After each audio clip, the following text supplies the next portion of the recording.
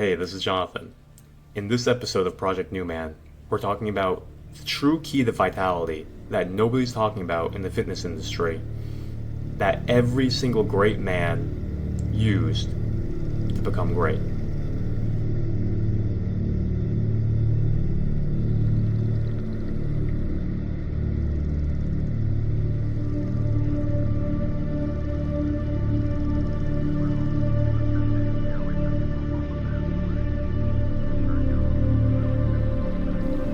Everybody's looking for the fountain of youth, the holy grail. Everybody wants to find that easy thing that will completely give them vitality, the strength, in every single different area. Everyone's looking for the easy way.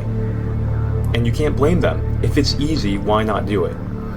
For health, they want to take the testosterone. For wealth, they want to have the get-rich-quick scheme. For relationships, they just want to find somebody who will do everything that they want with them. For happiness, they're just looking for drugs. They go to the bottle. So when you're looking for true vitality, how to live the rich life, you're going to be bombarded by all these different shiny objects. There's going to be a lot of snake oil out there. I fell for a lot of it. A lot of the supplements, a lot of the diets, a lot of the exercise programs. But what nobody's talking about, the real biohack, the real internal mechanism that completely changes everything in your life, that every single great man has used to rise to greatness, to become powerful, successful, influential, is thought power. And as basic as that sounds, what we're going to do today is go through and look at many different aspects of thought power, not just the basic vanilla gratitude list, not what all the basic self-help books are talking about. We're going to look into what the ancient sages and saints and wise men throughout history said about the power of the mind, and we're going to look at their lives. Will Durant talks about hero veneration and honoring all the heroes, and how it's actually a gateway to power. It's actually a gateway to intelligence. Thinking about all the great men, their lives, their challenges, their struggles, and how it relates to us is a very powerful biohack, is a very powerful health hack that not only transforms your mind, but it transforms your hormones, your emotions, and even your testosterone. You see, everybody knows that your emotions are connected to your testosterone levels. You win a competition, increase in testosterone. But we find that even having positive emotions, even thinking about winning a competition, can increase those levels of testosterone. We all know that stress increases cortisol levels, and that decreases your testosterone and leads to building body fat. But we also know that thoughts of a weak self-image, thoughts of defeatism, thoughts of unconfidence, thoughts of shyness, thoughts of being tired, thoughts of limitation, there's many different thoughts that lead to these negative states of mind, higher stress, decreased testosterone. And so what we're going to look at is not just the stories, but all the different practices and techniques that these sages give. And we're going to expand the boundaries of the mind so that we can have an arsenal of different tools that we can use in our day-to-day lives. And moving forward, long term, so that you can have physical health, mental health, emotional health, and power with people. See, most people, they're in a box, even in their conscious mind. They don't even understand the weakness of their thoughts and the weakness of their closed mind is preventing them from grasping on to many different thought forms that can actually be helping them tremendously. You see, your beliefs about who you are, why you're here, what's possible, what you think you can do, what you think you should do, and even beliefs and thoughts about thoughts can limit you. Over in the West, we have this idea that the body and the brain creates the mind. But in the East, they have this idea and this realization that the mind creates the body and the whole world. Sadhguru very oftenly says, everything that you experience in your entire life only happens in your own mind.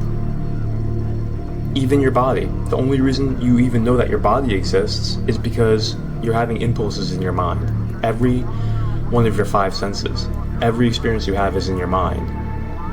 And so we're going to take a look at many different perspectives. And what I'd like to ask you to do as you come into this new realm, this new room, is just like you take off your coat and you put it on the rack, you come into the house and you can take it later when you leave the house. I'm asking you to do that with your beliefs. I'm asking you for your own good while you're in this new warm house next to the fireplace.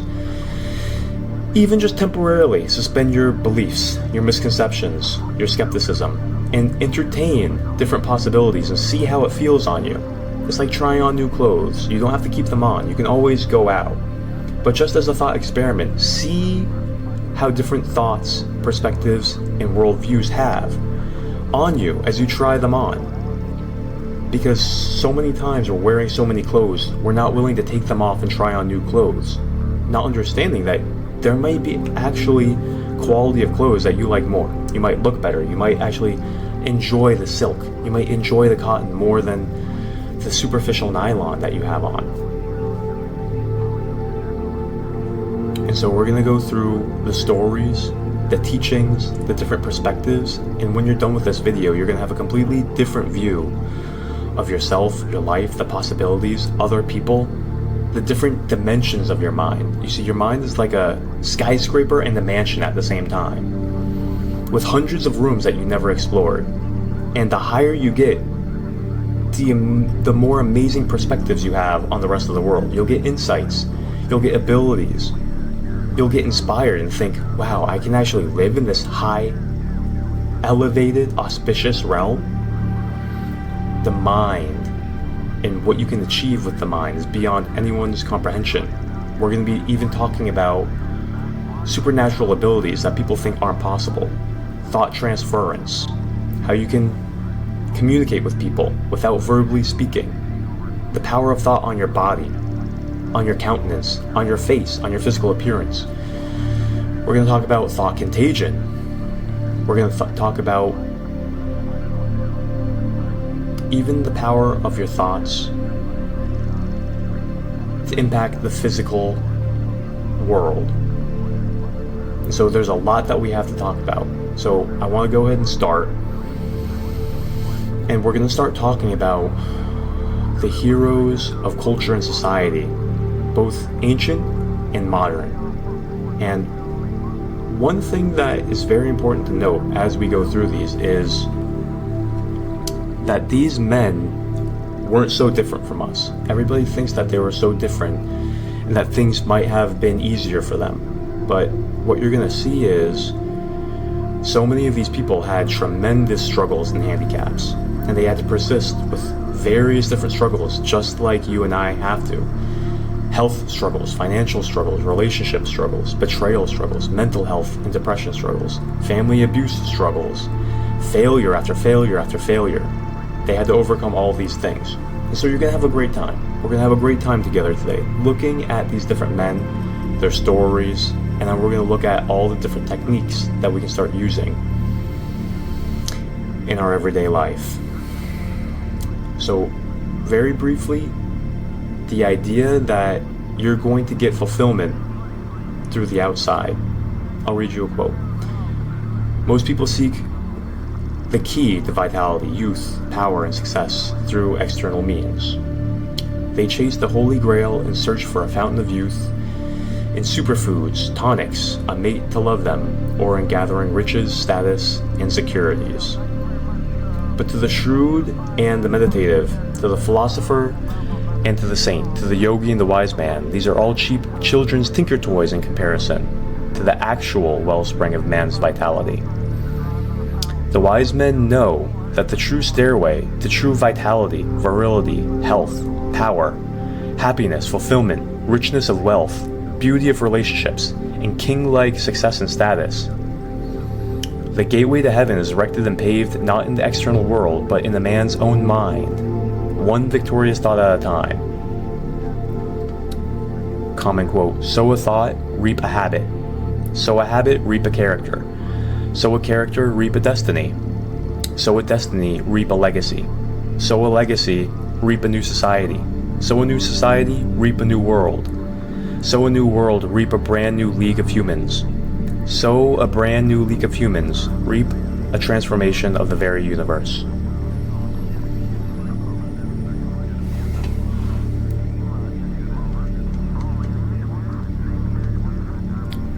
So let's start with someone a little bit debatable. Someone who's very relevant to nowadays, is 2025. We're going to talk about Donald Trump. Love him or hate him, there's things about him that you can understand in terms of what he overcame. And apart from whether you love him or hate him, see, this is another one of those things. If you can leave behind your preconceptions, you can actually find some lessons in his life. But if you refuse to look and acknowledge anything good about Trump, then you're the only one that will miss out the potential of potentially learning from him. So a lot of people may or may not know that Trump actually was in $8 billion of debt. The real estate market went awry, and he had all these loans that he couldn't repay. All of a sudden, he was $8 billion in debt. So he was actually walking down the street one day with a date, and he saw a homeless man, and he said to her, "You see that homeless guy right there? He's $8 billion richer than me right now." And so he actually was able to come out of that in many different ways, but it took him so much grit, so much work, so much effort. And a lot of people actually forget that it took him 10 years to get out of that $8 billion of debt. So rewind a little bit. 1971, owning the family's real estate business. It took him 9 years to go from that to owning the Grand Hyatt. So, when you're thinking about moving towards your goals, a lot of times people think that it's just going to be this quick process. It's not a quick process for anybody. It takes everybody a period of sowing the seed, growing like a tree until they're able to actually bear fruit. So the main takeaway for Trump is that he was able to come back from $8 billion of debt. So you may have debt. You might think that you're piled in debt, student loans. Well, Trump came back $8 billion of debt. And if you think Trump is stupid, well, even a stupid person then can come back $8 billion of debt and become president. It's not an easy thing to become president. He became president twice. So no matter what you think about him, if you think he's a criminal, just look at what he was able to accomplish. Think of how hard it would be for you right now if you were in $8 billion of debt to come back and become president twice. Do you think that you could do that, if you're being honest? So a man like him, there's a lot in his life that he's been able to come back from and accomplish. And there's certain strengths of character in the thought world that you have to be able to overcome all of those things when you're in such a horrible, despondent place. You see, he didn't just give up. He had to keep on pushing forward.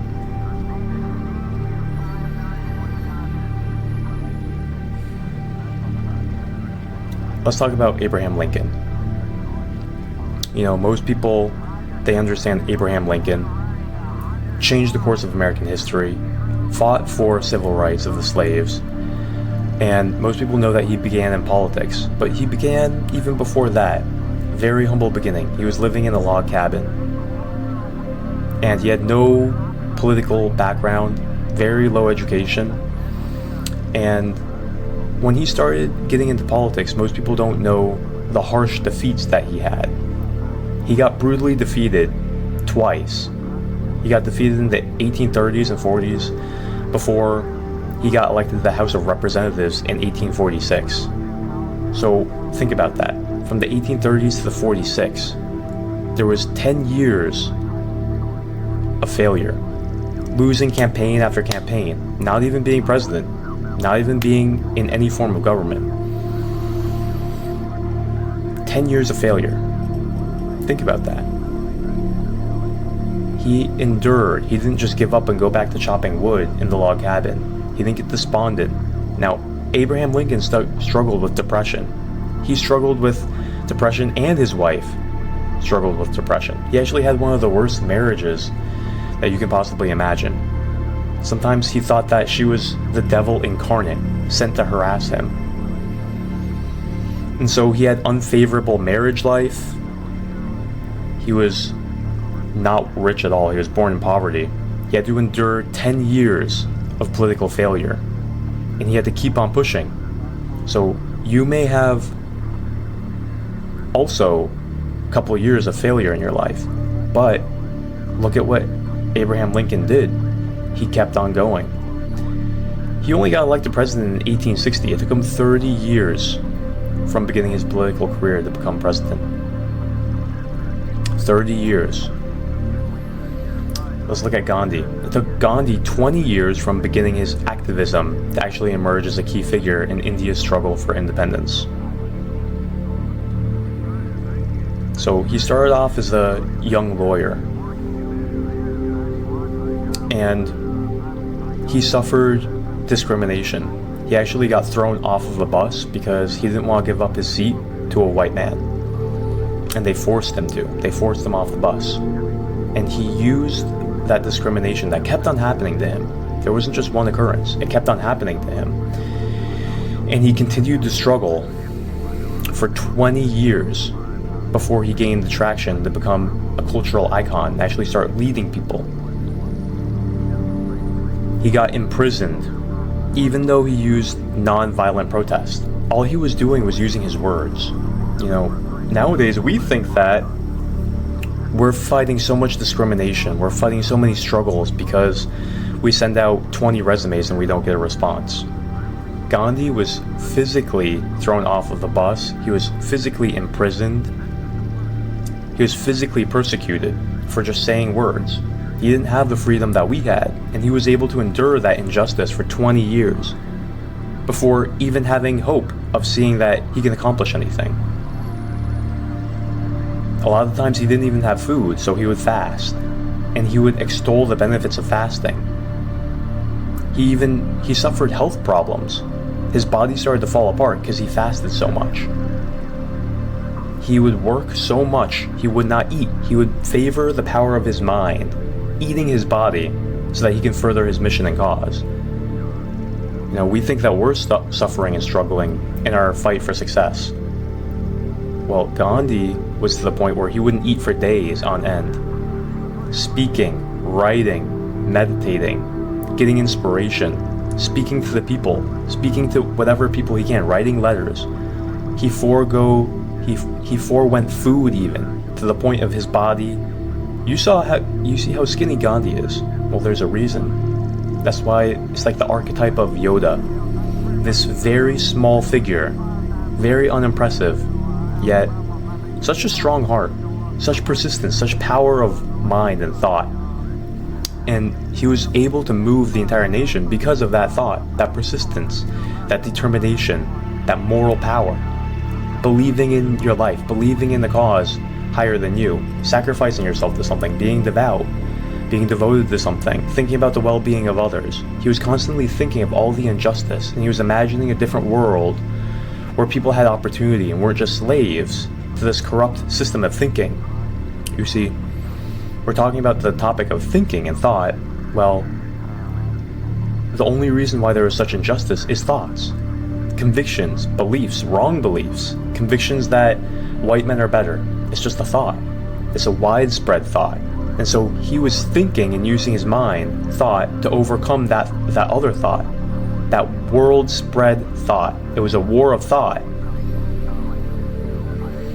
And the more people he got to think according to his purified, deep, well-constructed, intelligent, and honorable thoughts, the more they built momentum, the more they built a movement. See, they were able to move the nation through thought. And non-violent thought. Even though they were right, they were not violent. While the other side, which was violent, they lost. So he proved the thought that peace, altruism, non-violence and protesting with intelligence and commitment to fairness and integrity.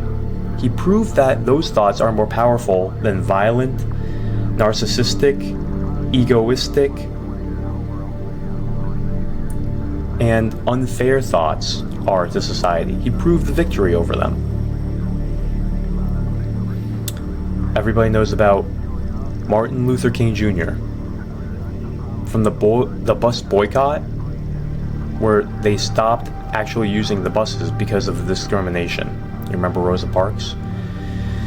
From that bus boycott to his famous speech, "I Have a Dream," it took 8 years for him to emerge as an iconic leader and figure in the movement. Up until then, he was just part of the movement for 8 years. You know, some of these people don't even imagine that they're going to be remembered in history. They're just part of a movement. They're just devoted to something higher. So you look at these inspirational figures and you start to understand, well, how do they think about their life? You see a common thread: devotion, commitment to a cause, commitment to something great, committing their life to a purpose that will benefit so many people. It gives them power. It gives their thought power. It gives their life power. It gives their life vitality. See, this is what we're talking about. Thought can be a tonic of extreme beautiful proportions that people aren't understanding. Because sometimes these thoughts are so outside the realm of normal thinking that you don't even know that it exists. The thought to give your life and your entire being to something, and that will actually give you more power and more force, more energy, more health, more richness, more influence. It will give you everything. It's a paradoxical thought. But we're looking at all these different people and we're seeing a common thread. They give themselves to something. The yogis call this complete devotion, where Sadhguru says devotion is where you're devoid of yourself and you commit yourself to something greater. And it's kind of like you're connecting yourself to a current of electricity that's literally so much more powerful than you that you get energized by it and you get to spread that around. But most people, they're just thinking about very safe, limited thoughts. All their thoughts revolve just in a little sphere called them. They're not able to open their mind and to completely connect to a different current of electricity. So they're limited to their own little electricity in their own little bubble because they have no devotion. And to the extent that they expand out and start touching other currents, touching other lives, helping other lives, they imbibe a little bit more electric current, a little bit more vital force, a little bit more energy. And so this idea that you can imbibe more energy by reaching out and doing good to others is a core theme that you see throughout great men. So let's look at Napoleon Hill, the father of all American self-improvement.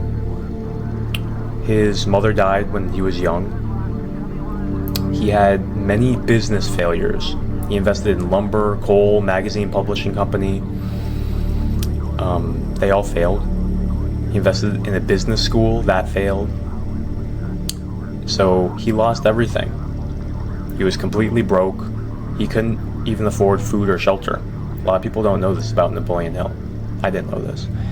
So he was homeless, and he had to hide from creditors. For years, he lived in hiding, and he suffered severe depression because of it. You see, he already had a philosophy of success. He was trying to be a successful businessman, but failure after failure after failure wore him down, and his debt grew more and more and more. And he got to the point where he was wondering, what's the point to even living if whenever I try to do something good, it just crashes and fails? It seems like the devil's out to get me. And you never know who that homeless person is, really. Napoleon Hill was homeless at one time, and he was able to overcome it, as we know. We know how he turned out. But a lot of people don't know that he had all these failings and no mom. You see, these successful people didn't come from pristine backgrounds. Not everybody who's successful has great parents or great environments. You know, how's being homeless and not having food for an environment.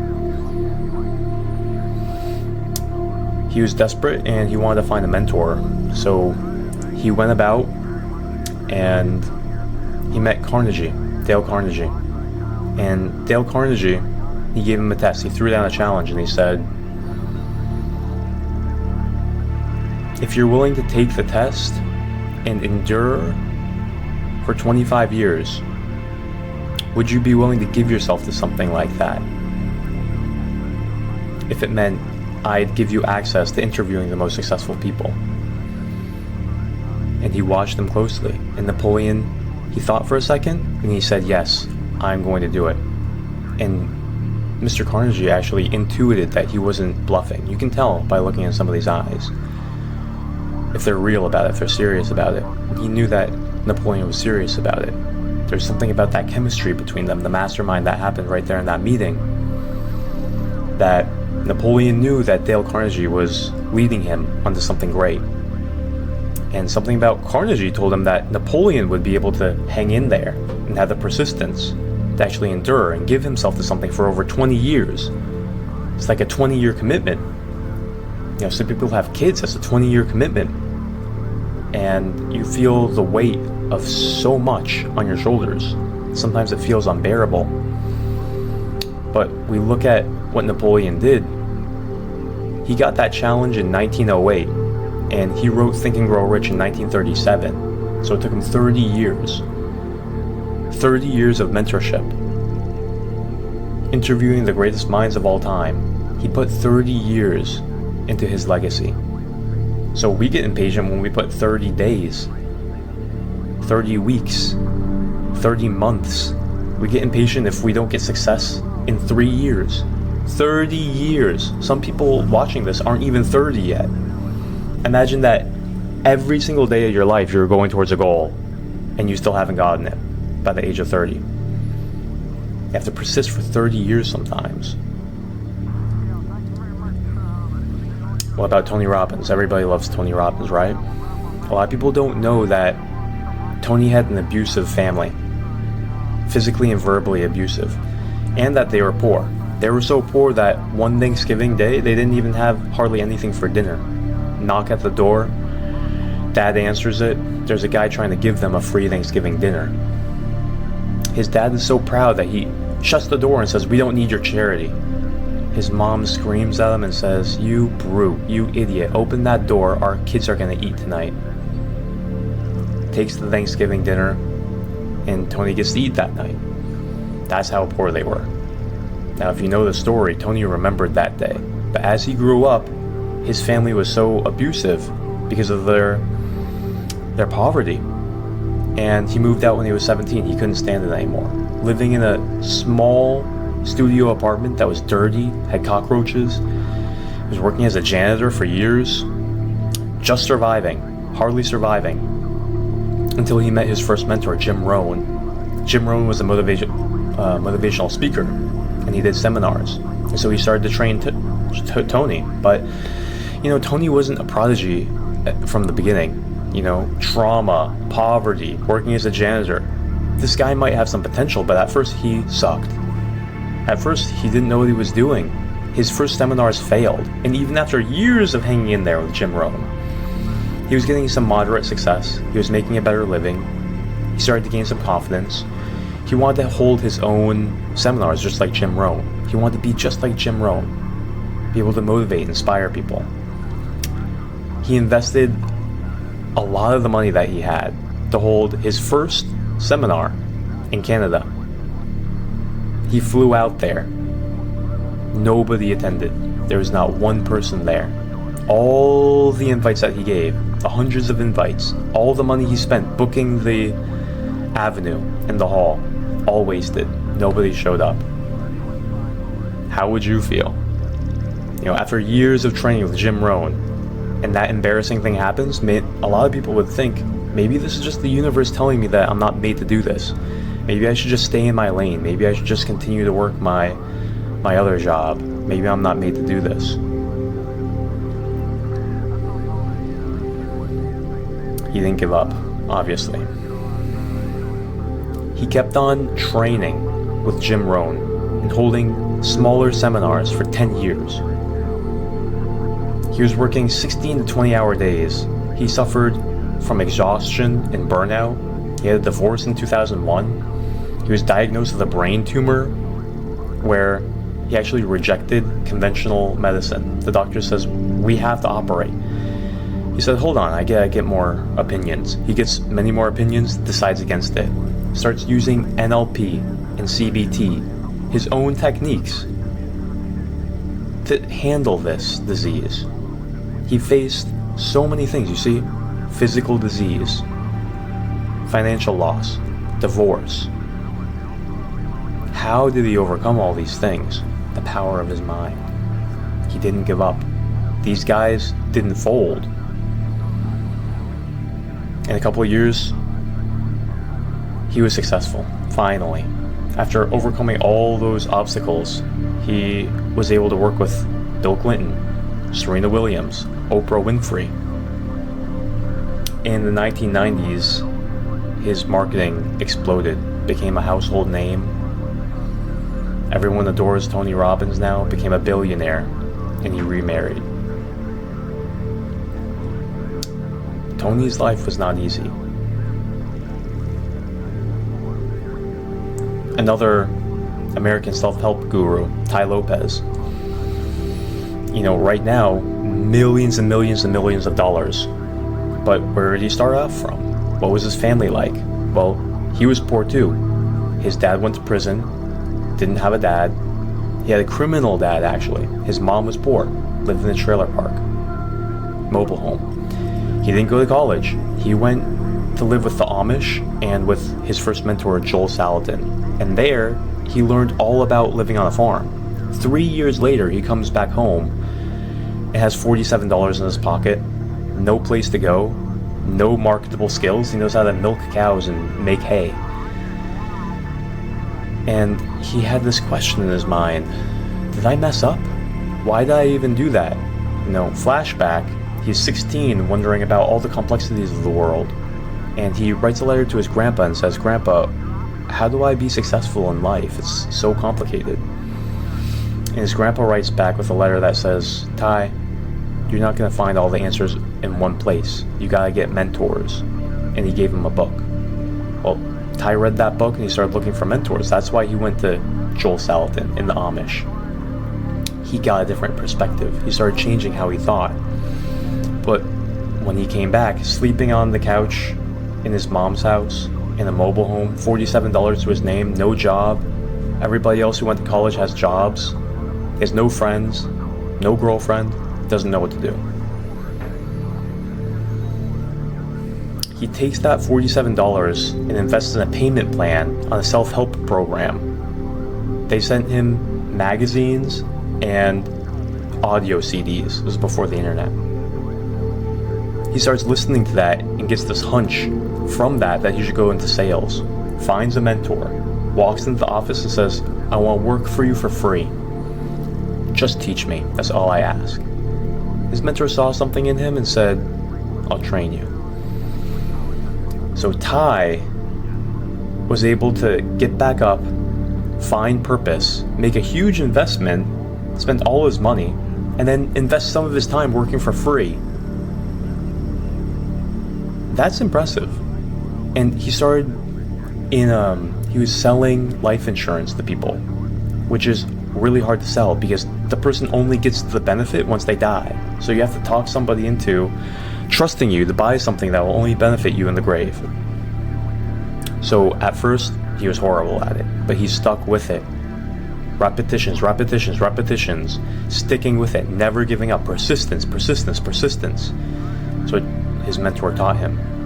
Eventually, he understood how to convince people and started making 6 figures. From there, he felt unstoppable. He started taking that money and investing it and starting new businesses. So he was very brave. It wasn't easy to invest in buying leads and selling leads in the life insurance field because he was using Google ads. And so he was taking his own money, putting into ads, and sometimes he didn't get anything back. So he had to be persistent, losing money, taking that hit, that hurts. again and again and again, learning, being precise, paying attention, learning from every single failure after failure, make a little bit of money back. He kept on going, and eventually he found success. That's how he built his marketing skills.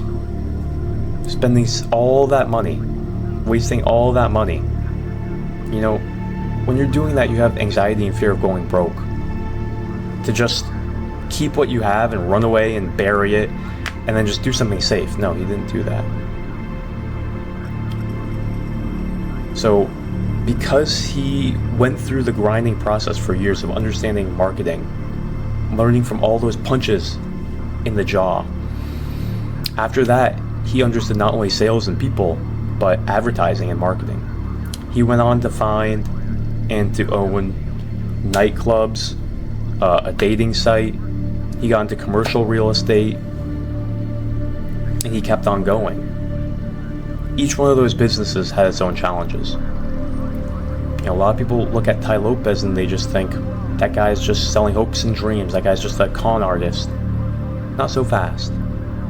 Until you know about somebody's past, until you put yourself in their shoes, until you accomplish what they accomplish, why would you criticize somebody? You see, that in itself is a lower thought form that actually weakens you.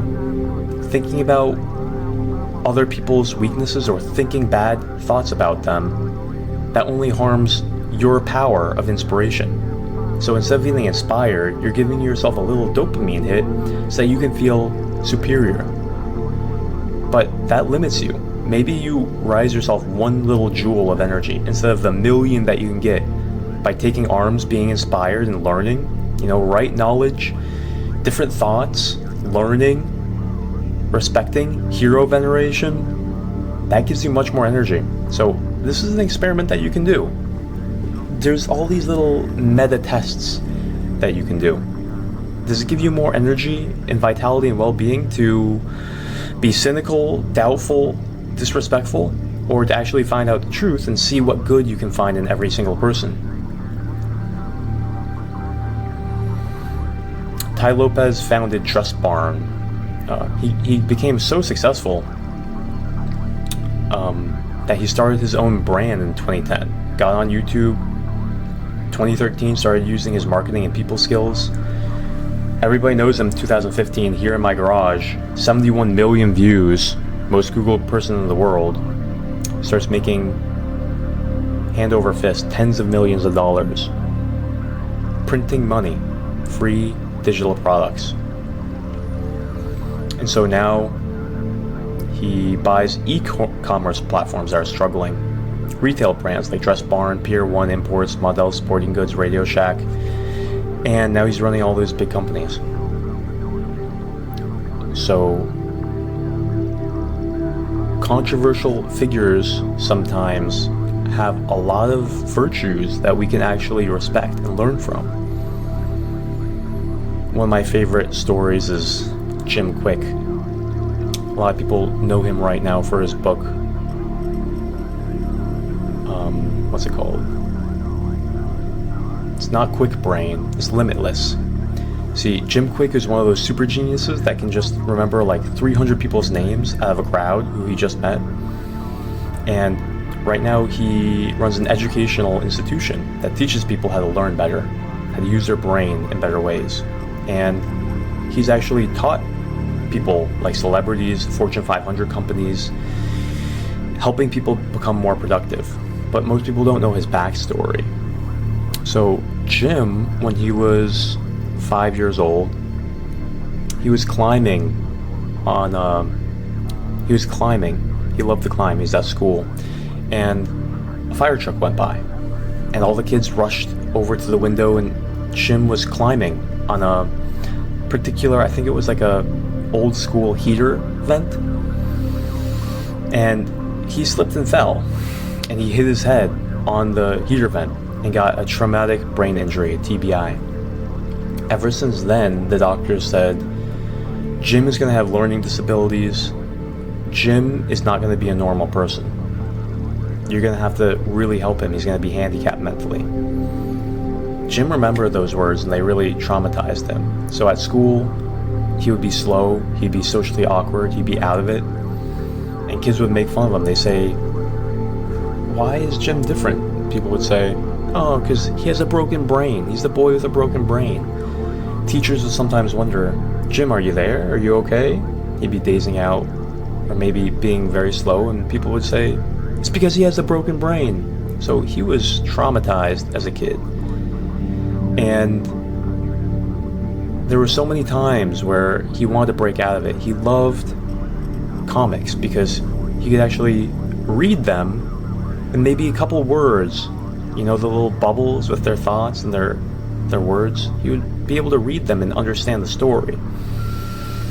He was inspired by the X-Men, and the whole story about the X-Men is that they're all mutants, they're all freaks in the world, rejected. But there was one man who unified them all into the X-Men and gave them a common purpose. And Jim felt like an outcast, and so he would ride his bike around in his neighborhood looking for that X house where Doctor Strange, he gathered all the X-Men, and Jim would look for that so that he can find belonging, but he never found it. So he would always just come home and go to his comics, trying to read, over all the years trying to read, never giving up. It was even hard for him to read. And one day he got inspired. He was inspired by Batman. Batman, he wants to do good for the society, but it feels like society is against you. Society is criticizing him, but he wants to do good for them. And one day in school, there's an assignment.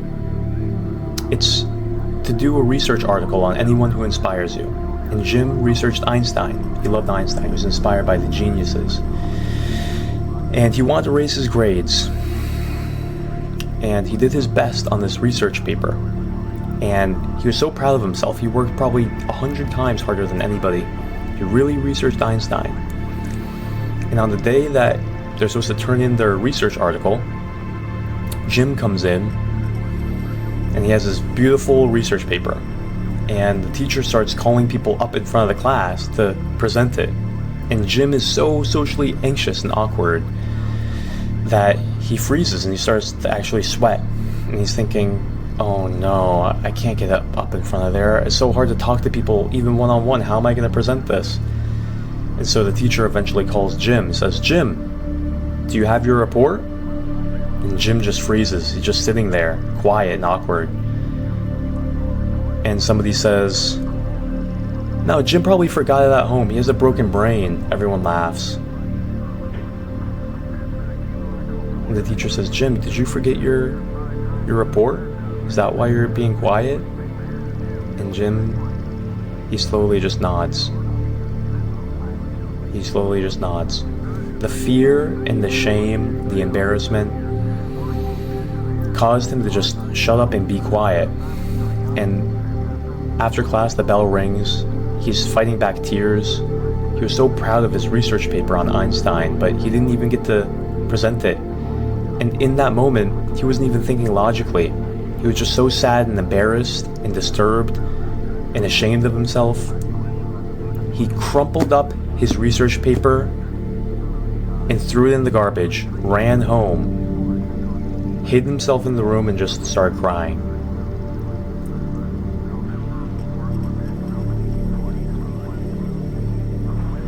He eventually calmed down and picked up a comic book, started reading, and he was reading a Batman comic, and he just remembered, why are people so against me? I just want to be friends with everybody. And he's feeling so betrayed by people. And then he's reading the Batman comic, and he's reading about when Bane just destroys Batman. He's in that dark hole. And Batman somehow finds the strength to not die and climb up out of that hole. But he's traumatized, and he hides away from people, and he gives up on Gotham. For so many months, he gives up on Gotham. And the only person who's there for him, to nurse him, is Alfred, his butler. And Jim just related to that so much. And eventually, Alfred says to Batman, he says, why do we fall? We fall so that we can learn how to pick ourselves back up. And Jim just realizes, I can't stay down. I have to get back up. I have to try again. I cannot just stay here. I have to get back up. And in that moment, he resolves, I'm not going to give up. No matter what happens, I'm going to keep on picking myself up. I'm going to keep on going forward. I'm going to take all this pain and the suffering, and I'm going to turn it into service. Because that's what Batman did. And so going through his teenage years, Jim viciously goes to the library and viciously reads neuroscience and psychotherapy and brain health, and commits his whole entire life to learning about how to heal his brain, how to learn better.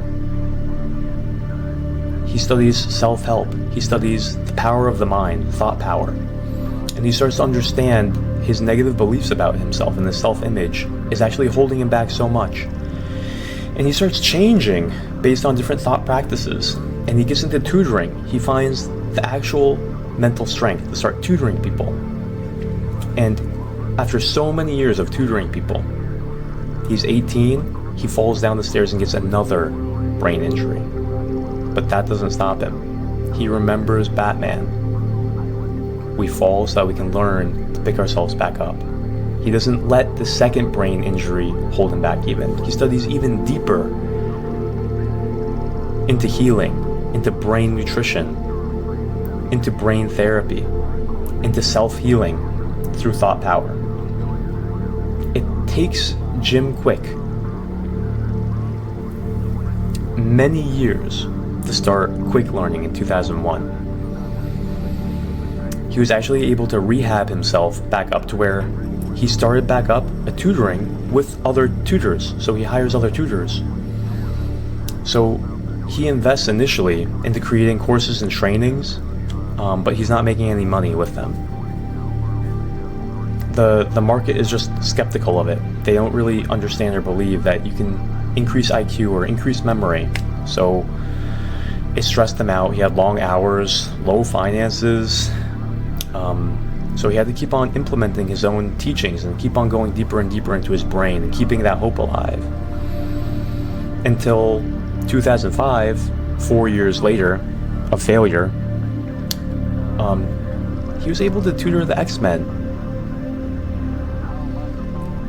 So that was his big break. He kept on marketing. He kept on podcasting. He kept on promoting. He didn't give up. This is his purpose. He said, I'm going to accomplish this or die. And because of that persistence, he's able to keep on going. And somebody noticed his story, the sincerity of his story. It was the creator of the X-Men. 3 years later, he had deals with Nike and Zappos to train their employees.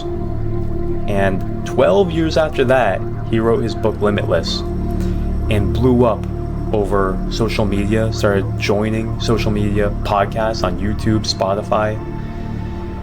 So when he started in 2001, it took him 19 years for great success. He kept on hanging in there. Even when he trained the X-Men, that was just a blip on his success. That kept him going. 19 years. And looking at his life, he had literally a brain injury, a physical handicap. He had childhood social trauma, a lot of people would call it. People making fun of him. All these failures, not only in social life, look at everything that was against him. And look at what he became. Now he's a memory genius. He's able to heal his physical body. He's able to heal his social hurts and pains. He's able to pick himself up. And just like Batman, regain the hope to go back and give back to the society, even though you feel betrayed by it. To pick up yourself from the broken pieces. And to keep going forward. And even in that rehab process, the failure after failure in his business for 4 years. He persisted, he never gave up, he overcame a multitude of different struggles with his health, with his finances and business, with his relationships, with his internal demons. And most people just see him as the finished product, but they don't realize where he came from. Another interesting story of somebody that I really respect is Tyler Durden, Owen Cook. Right now he has a business called Self-Mastery Company. He's teaching thousands of people all over the United States the basics of how to organize their life, how to become more influential, more successful, how to build online courses.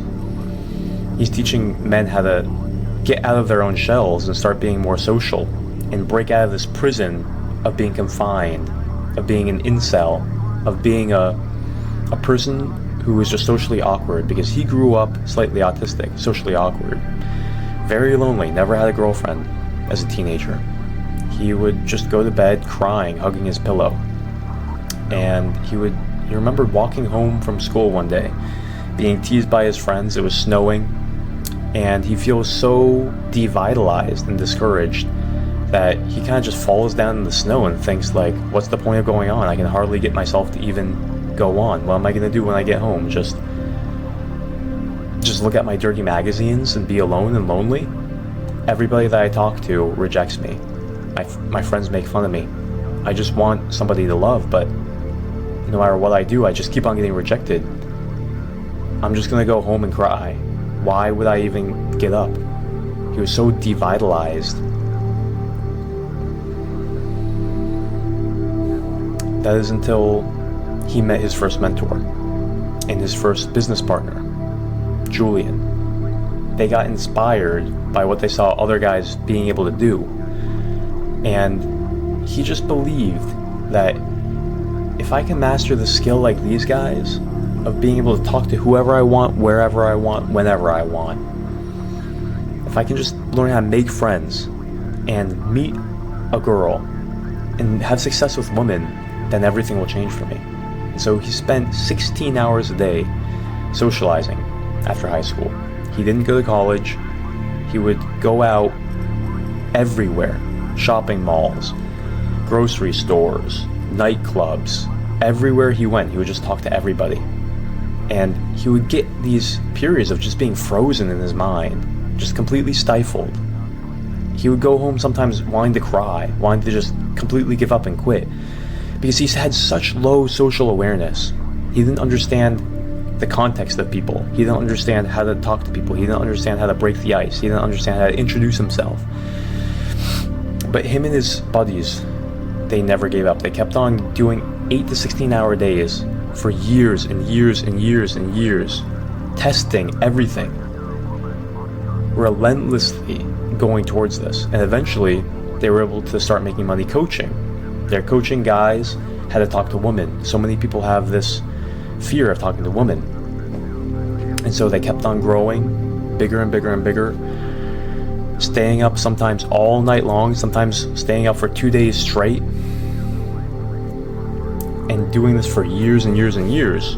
And their company was initially just called Real Social Dynamics, RSD. Became world known. And he became quite a sociable person after doing this for 5-10 years. And in his mid-20s, he launched his first online product, and he made a couple $1 million. And so he goes traveling across the world with his girlfriend, and they're in Hawaii and they're boogie boarding and they're going to different castles.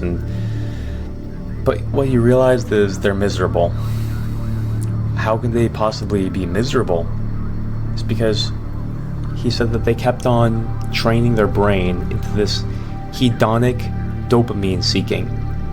And so they were accustomed to the best of the best. And when anything didn't go their way, they just felt completely depraved and deprived of their royal justice. Like, if they couldn't book a particular room in a particular castle, they get all upset. And so he realized, even though I have all this success, and I'm having all this sexual pleasure with women, I'm traveling the world, I still feel miserable. What is this? So he realizes, I have to rethink my life. I have to rethink my mind. And he starts working on his mental. He starts doing more meditation. He starts reading more books on happiness, reading more books on contribution, and actually starts practicing what the ancient Greeks practiced, not always indulging in the flesh. Practicing concentration, practicing going without. And over the years, he was able to completely change his experience of life. And you should hear him now. His energy is booming. I was in the room with him. His energy booms like kind of like a beast. He just has this mass to his body and his voice, and he just has this vitality. It's actually astounding. I never heard anybody with that much energy or that much enthusiasm coming from their voice. It's actually something else. You have to go see him. He actually does a free tour, which means you can go for free. He tours around the entire United States. He does it almost every year. He's just a force of nature. And him and his business partner, they actually had an extremely tough loss in their business. It was like a media scandal where the media came after them and they were challenging them and saying certain things about their content, their videos. They were mudslinging at them, and his business partner lost almost everything. And so they had this transition period that was extremely challenging and mentally challenging, morally challenging. They lost a lot of their business, and then also during COVID, they just couldn't hold their business. And he lost so much of his content. He had to reformat everything. He had to shut himself inside, and for years, just grind away 16-hour days, making his content back, building his business back to where they can operate online, because COVID shut down everything. And from doing that, he realized he has to be able to gather energy from anything, because he wasn't giving himself any time to enjoy anything, hardly even to eat, that he would actually be able to find pleasure by looking out his window and seeing a cloud and thinking, wow, what a vacation. Wow, how beautiful. Wait, I have to get back to work. He had to do that for years, building back the business from nothing. They rebranded from RSD to SMC, Self Mastery Company. And so now they changed the direction of the teaching and the basis of their business towards broader success than just with women. Carrying people into the idea that they can create their brand, a product. They can serve the world better by sharpening their social skills. And so you see this transformation that he took, and all the different transformations that he went through that took mind power, that took a reformatting of his mind, that took a completely new approach to life in its entirety, to where, you know, he felt like he had everything figured out, and then you realize, I have nothing figured out. I have to reformat my brain. I optimize for happiness and relationships, for wealth and relationships, but not for health and happiness. I have to train health and happiness. All I have is money and sex. And so there's so many temptations to just look at things through one lens, but again and again we see these people hitting walls, hitting challenges, hitting failures, and then adapting and changing internally, changing their mind and overcoming so many different things. He actually broke his leg skiing, but that didn't stop him from traveling the country and teaching on his free tour, because he gains energy doing these things. A lot of people get scared of public speaking. Well, he was too at first, but you know, he was autistic at first. He was scared of socializing one-on-one. But look at what he was able to accomplish. He was completely able to transform. It's kind of like you look at these people who fight in arenas, these boxers, Muhammad Ali, you know, practicing since he was like 5, 6, 7 years old, for years until they gain success. For years, more than anybody every single day.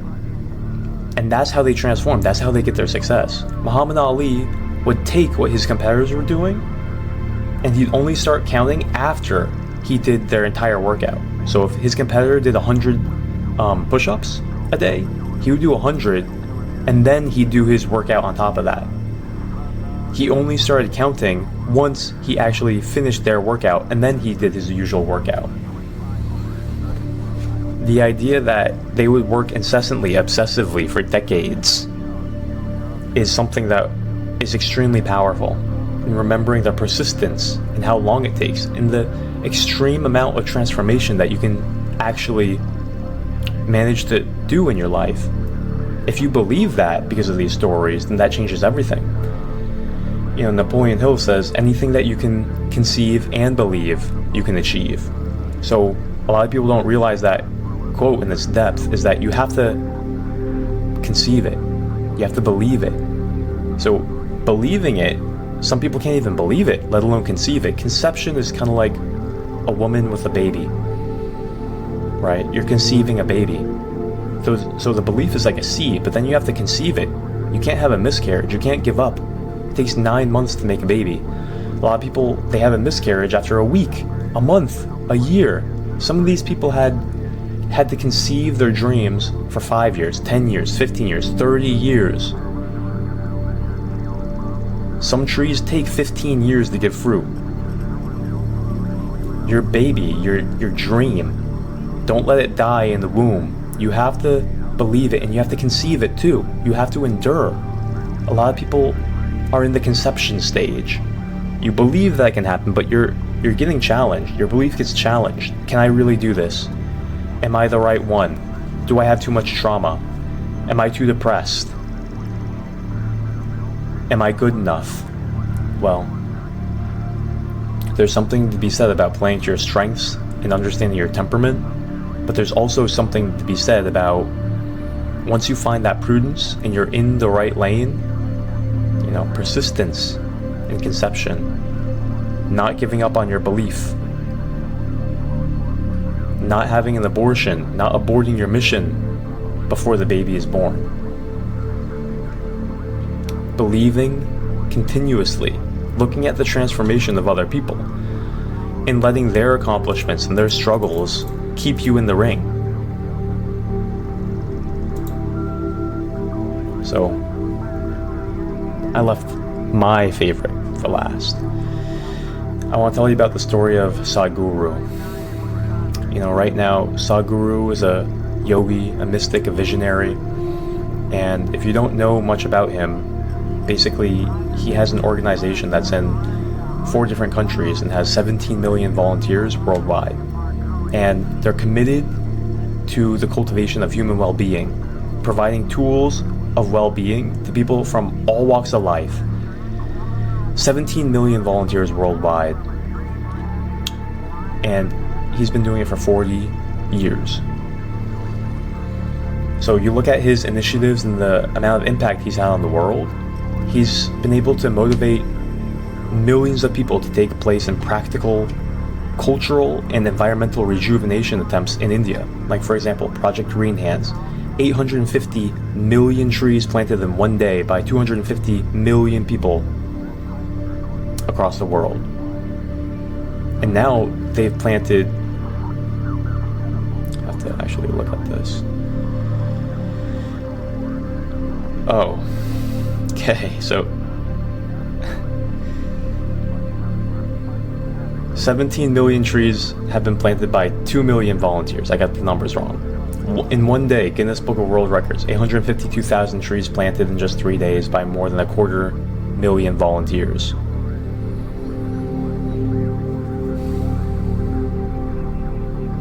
Project Green Hands, 2.4 billion trees are going to be grown next to the river basin to help farmers, saving the rivers, providing more trees, more green cover.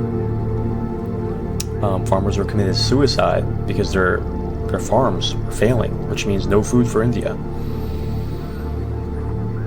So, really interesting. Sadhguru is the type of guy, like in his mid-60s, rode his motorcycle 30,000 kilometers across 27 countries to raise awareness about soil degradation in his Save Soil movement.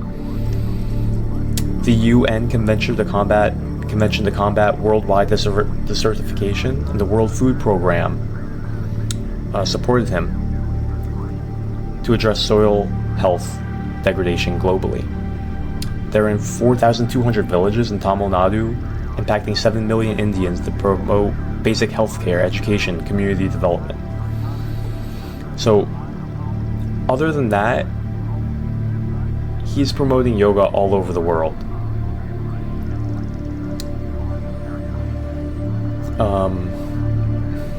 International Day of Yoga online, Isha brings yoga to 6.3 million people in 14 countries, including 38 public figures and influencers. He's been named one of the top 50 most influential people in India. So Sadhguru, you can see he's a humanitarian. You can see, what kind of a man would it take to lead 17 million volunteers around the world? Not even getting paid, volunteers. They see the mission of human well-being, of higher consciousness, of saving the environment for human well-being. So he's a visionary. It's obvious to see that. Yogi and mystic, what does that mean? So he had an enlightenment experience one day. He was living a very successful life. He had a successful construction company. And some days he'd just have a break and he'd take his motorcycle and he'd go up the mountain where everybody would go, and he'd just sometimes sit and he'd just think in his free time. Now, he was doing some hatha yoga before that for maybe 10-12 years. But he didn't consider himself a spiritual person at all before that.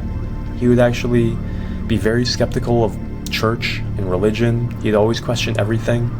And he just wanted to be around lively people. He saw that most people at restaurants were more lively than people coming out of a mosque or a church. And so oftentimes he would challenge all of their ideas. He was not a religious person. He was not a devout person. He was just a lively person. He would motorcycle with all his friends. They'd go trekking across the country. He owned multiple different businesses. He owned a chicken business. He built his own farm.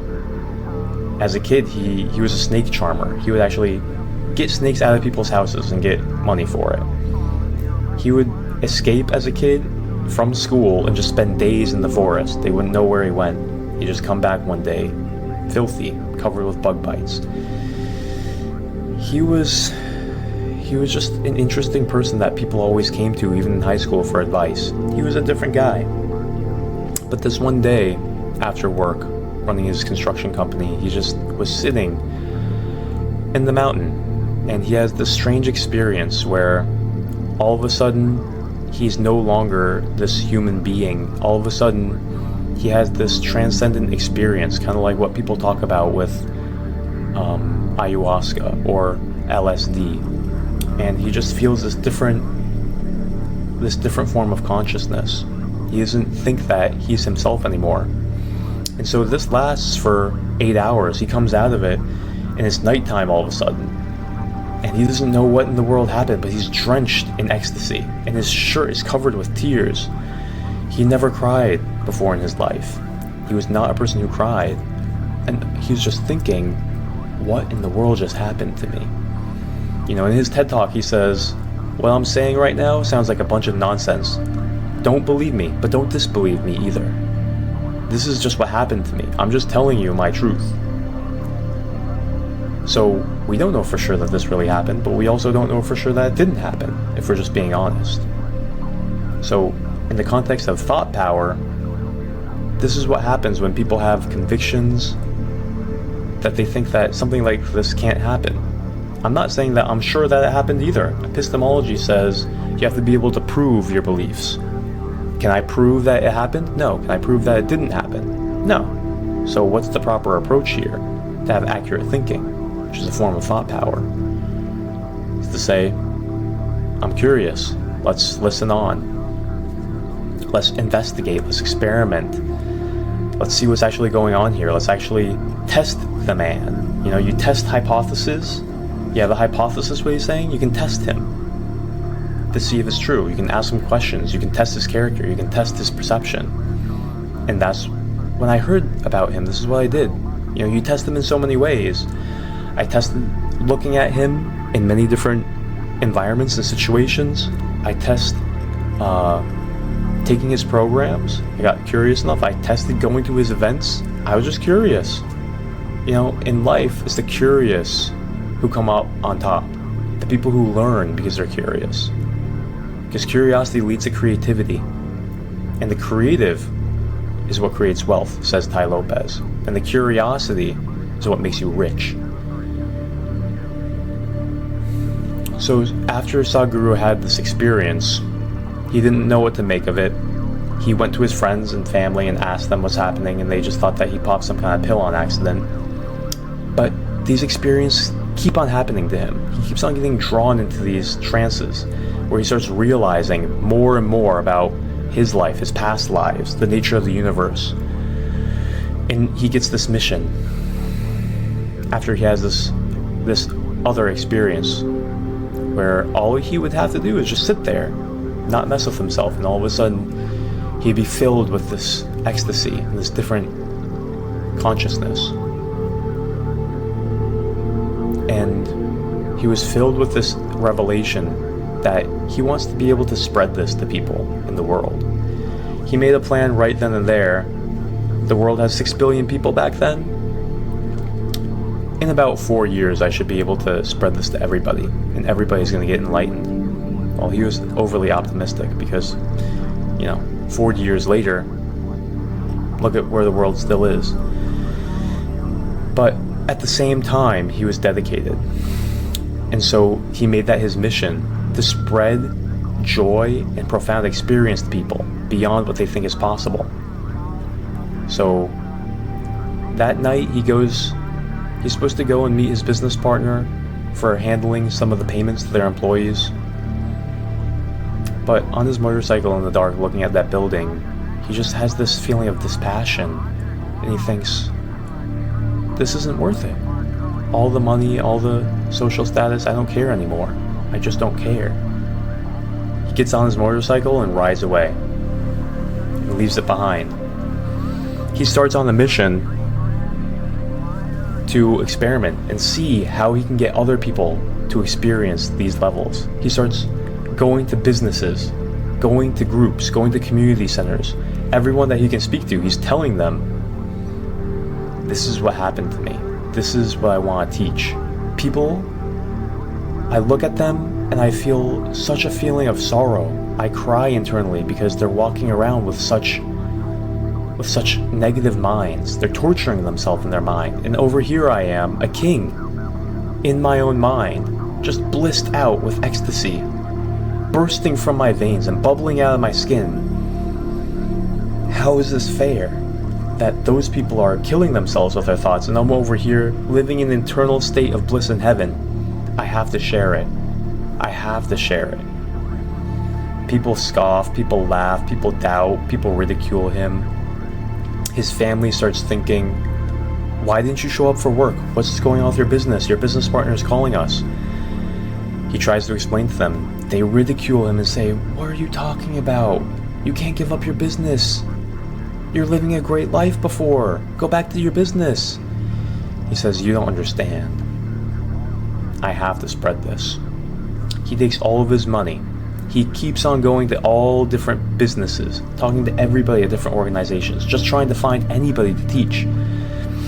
Eventually, people start feeling his passion. He starts teaching certain people. Certain people start practicing his version of yoga. They just feel drawn to his presence. They feel drawn by his conviction. And so he starts teaching people just out in nature. He doesn't have a center. He doesn't have a field. He just wants to teach anybody, anywhere, anyhow.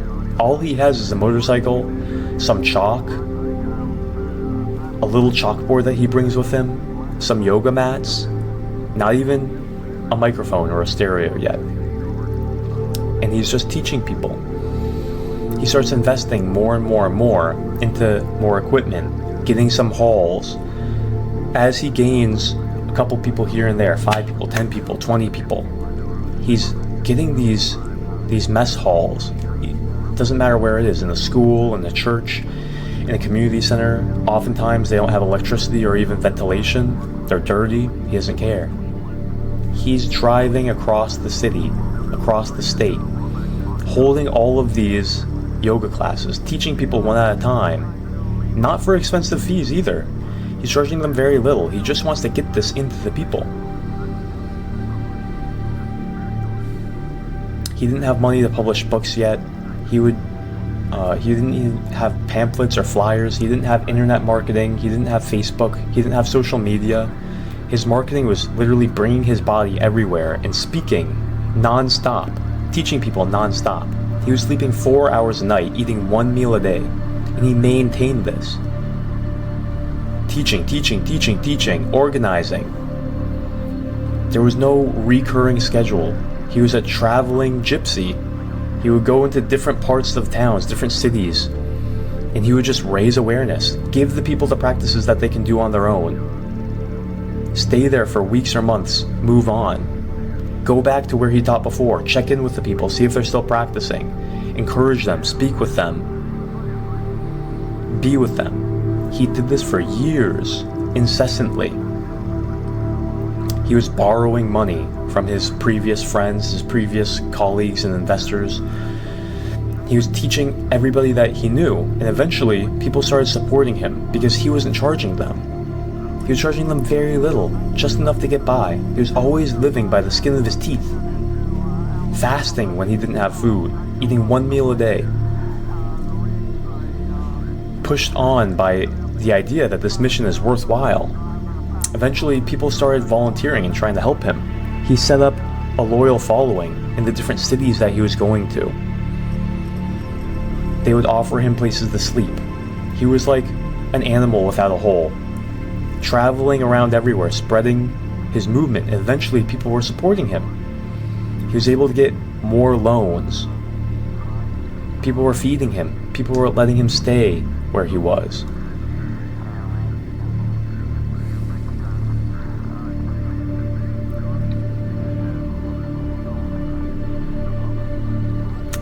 These people helped him hold these yoga classes that were gaining in following.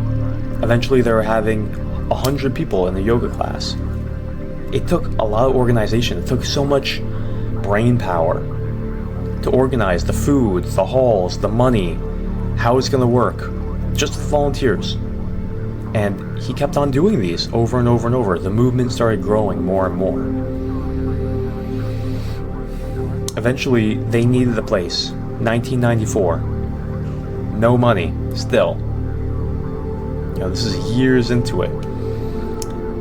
Him and the small group of loyal followers that he had pitch in, borrowing as much money as they can to buy a piece of land, and they start building a yoga center on their own with donated materials from construction companies. It was a dirt floor, a thatched roof. It was like a gigantic shed. You have to see pictures of this thing. And this is where they would hold their yoga programs so that they didn't have to pay for halls everywhere.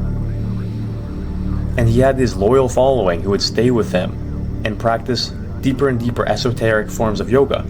They saw the change in their life. Some of them left their jobs and just said, I need to pursue this, because they had very deep experiences with him and from the yoga that they were doing. You see, from start to then, it's been years. People have been practicing for years and they see the difference in their life. Some of them have very interesting experiences and they commit themselves to the movement.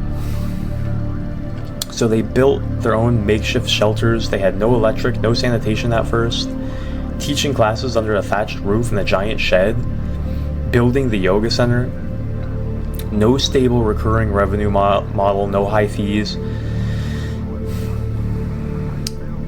People just saw results, and that's why they were donating and supporting. They started fundraising through selling books eventually, shirts, advanced courses. They received charity and they gave charity. In 2000, they had programs drawing 1,000 plus, and this was a logistical nightmare. How to hold that kind of gathering in the makeshift ashram that you were building. Meanwhile, they had backlash in the media from the traditionalists and the religious folk who were constantly criticizing and spreading lies about how they're a cult, how they're worshipping devils, and how they're abusing people. Lies and lies and lies. So eventually they realize they have to expand even more. They need larger auditoriums for these 1,000+ gatherings. And the word of mouth is just gaining exponential strength to the point where they're actually able to get enough money and loans to buy 150 acres, which is now the Isha Yoga Center that has multiple temples, a sprawling civilization with over 2,000 full-time residents, people from all over the world, continuously pursuing and practicing yoga.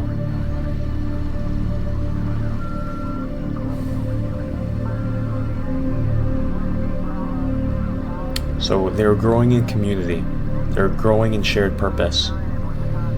And for decades, they kept on exercising precise frugality to make everything somehow stay together. Once they had the 150 acres of land, they started building the dream temple, the Dhyana Linga. And this took them a very long time. This was the ultimate mission that he had for a very long time, the ultimate mission of his life. Very painstakingly, they took meticulous care to build it in a very complex manner. And eventually, when they were done, this became a cultural center, a hub, where thousands of people in India are able to come and meditate. And they just kept on expanding. They made the Adi Yogi bust, the first yogi who inspired Sadhguru. He says that they're partners. Guinness Book of World Records, again, largest statue bust in all of India. They kept on talking to the media despite them mudslinging. They kept on facing all the criticism, but the integrity is what kept it together. Despite their allegations of cult worship, lies about illegal and crooked behavior, there was a legal issue that was raised saying that they illegally bought the land and that it was improperly zoned and that there was environmental legislation that was being abused, that they encroached on elephant migratory pathways, and they had to prove, they had to go to court, they had to prove that they had all the papers. Constant lies, constant challenges, inverifiable claims, many different media scandals.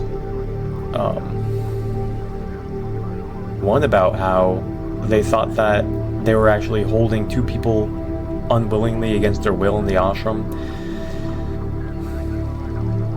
Unverifiable. The people came out and testified. They were there voluntarily. All these things, so many different lawsuits, so many different challenges. And not to mention the decades that he put in to build this with sheer integrity. 1 meal a day, 4 hours of sleep for 20 years.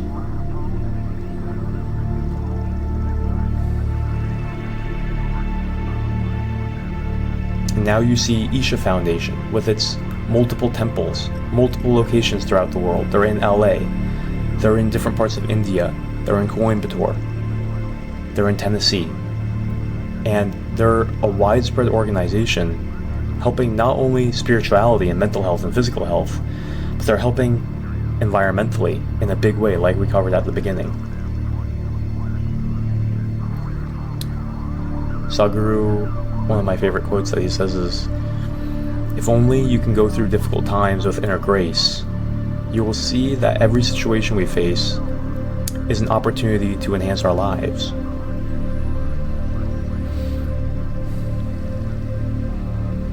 And so I have to say, taking many of Sadhguru's programs, I see a marked difference in my vitality, and my positivity, and my purpose of life. You see, because he talks about the Vedanta philosophy and the outlook and the different thought power that they have in adopting these different principles, in thinking about life differently, and thinking that even just this one life, you'll come back. Reincarnation. A lot of people, they never even contemplated it. They never even contemplated the practical use and benefit of having that kind of thought power. Even if you lightly hold it and you don't really believe it. You see, I don't really know I have to admit, I don't really know, but I can acknowledge that this thought form, this philosophy of reincarnation is very useful and helpful. See, because I think no matter what happens in this life, if I maintain my integrity, if I do my best, if I continuously do good, I'll be reborn in the next birth a stronger person. The law of karma, the law of will, the law of personally transforming your spirit, your character, and overcoming every obstacle in your way, consciously. Versus, a lot of people, they argue and they believe in atheism. But that's a defeatist philosophy. That philosophy doesn't lead to persistence, doesn't lead to greatness, doesn't lead to vitality. It leads to this idea that you should only care about yourself. That it's a physical universe.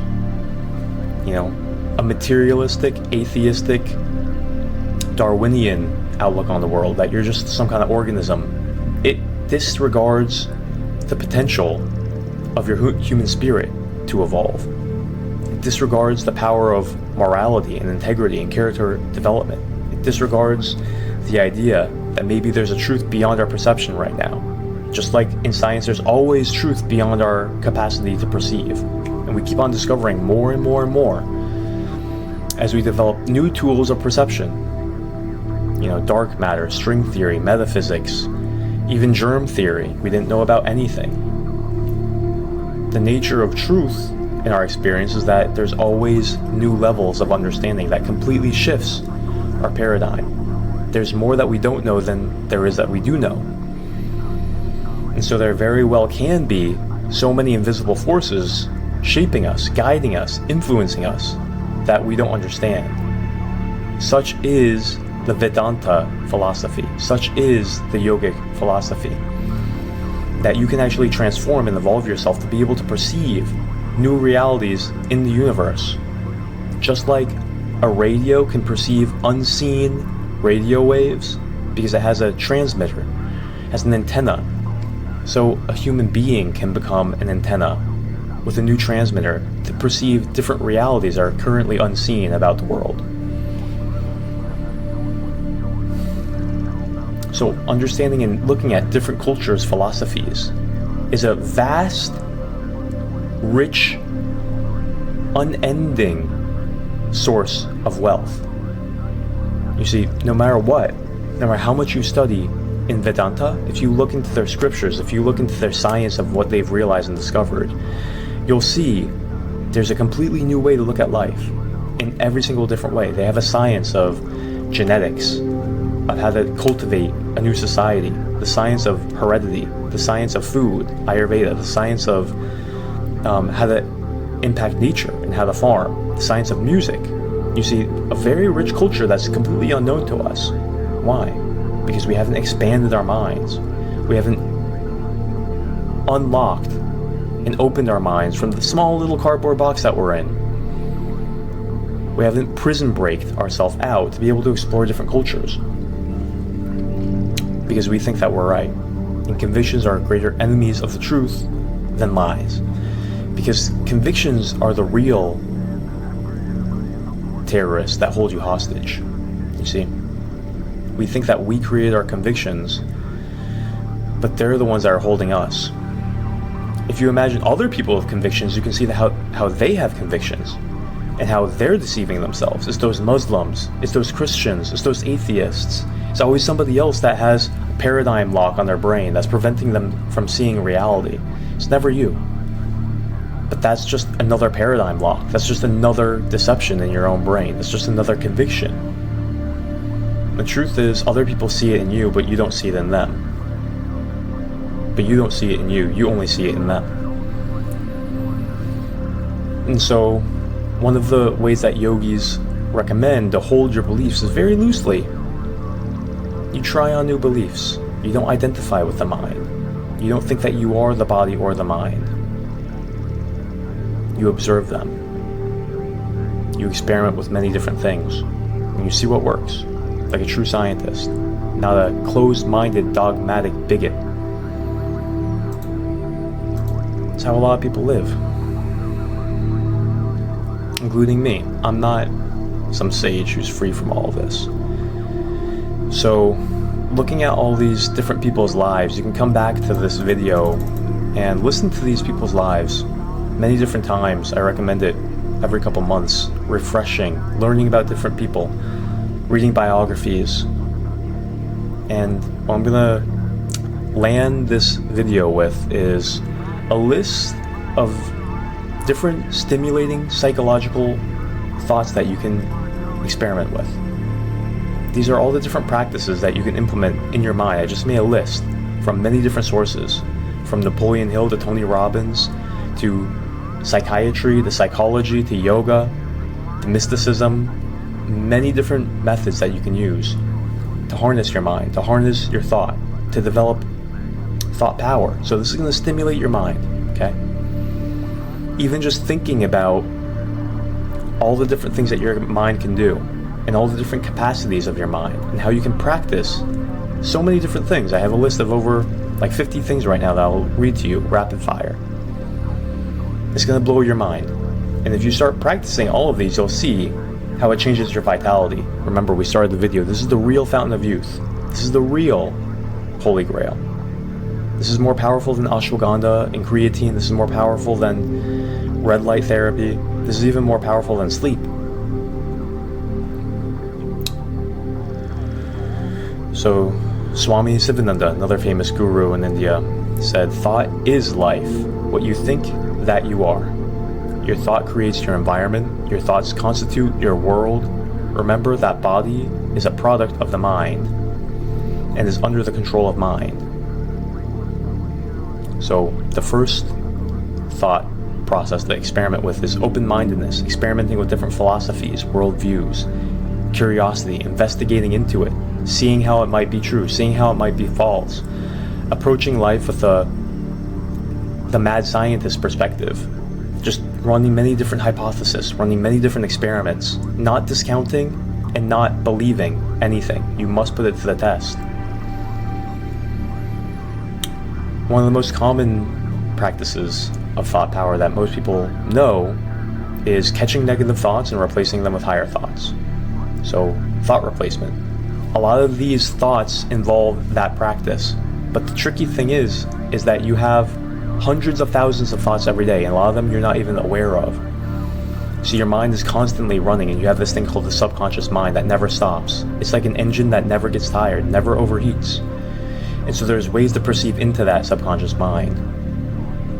But just in your conscious mind, there's this idea that you can consciously catch many different thoughts and then substitute them out. And even just doing that is a great start. It's an amazing start. We call that CBT, cognitive behavioral therapy in the West. We also call it NLP, is taking those thoughts and talking about them differently, programming your brain and speaking about your life, the internal dialogue of your mind. You see, you have this internal voice that's constantly speaking to you even though you're not doing it. And so you can change that internal voice, but you have to train it. So the concept of an internal voice that is speaking to you, but you're not speaking, it's just the flow of thoughts. Even that's a strange, amazing, mind-blowing thought, because you'll realize it's not you. It's like a voice in your head. Many meditators call it the voice in the head, or the monkey mind. So if it's not you, what is it? If you're not doing it, who is? What is this thought? What is this monkey mind? Where does it come from? Why can't I control it? You know, a lot of people resist meditation because when they sit down, they have automatic negative thoughts, ANTS. You know, Tony Robbins thinks about this. How do you stop the automatic negative thoughts? Why are they there? Why can't you control it? Why are people uncomfortable sitting with themselves? What's the purpose of meditation? Or the different kinds of meditation? You know, the science of yoga lays this all out. What is the subconscious mind? Why can't I control how I think or feel? What are emotions? What determines emotions? Do thoughts determine emotions? How does my self-image impact my emotions? How does my self-image generate my thoughts? You know, yoga has this line-by-line understanding of what the mind is, the 4 different parts of the mind. You know, they understand the subconscious. They understand the identity. They understand the conscious mind. They understand the vast storehouse of samsaras, of impressions. And they understand the science of how to manipulate the subconscious mind. So all that to say, there's a lot to do in just thought replacement. But there's a lot to do with thought observation too in yoga. The do nothing technique, the watching the monkey mind technique, the concentration on the body, on the breath, on the heartbeat technique, the ignoring the thoughts technique, the self-inquiry technique where you think, well, what is really me if this voice is not me and it's automatic? What is really me if this body does its own thing? It breathes on its own, it sleeps on its own, it thinks on its own. If this voice is speaking in my head without me doing it, then what am I? Self-inquiry.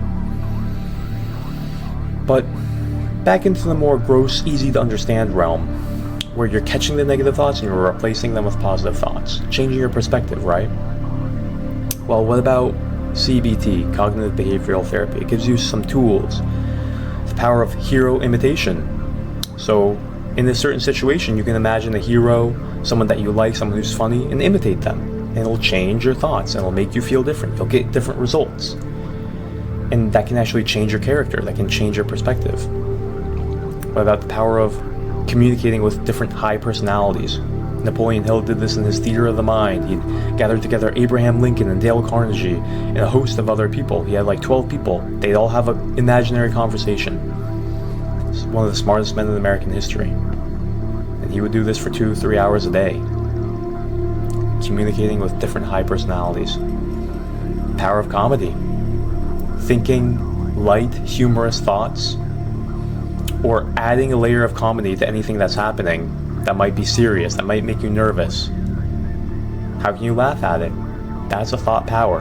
And you see how that influences you, that influences your stress, that influences your energy, that influences the people around you. But it's a power. You have to practice comedy.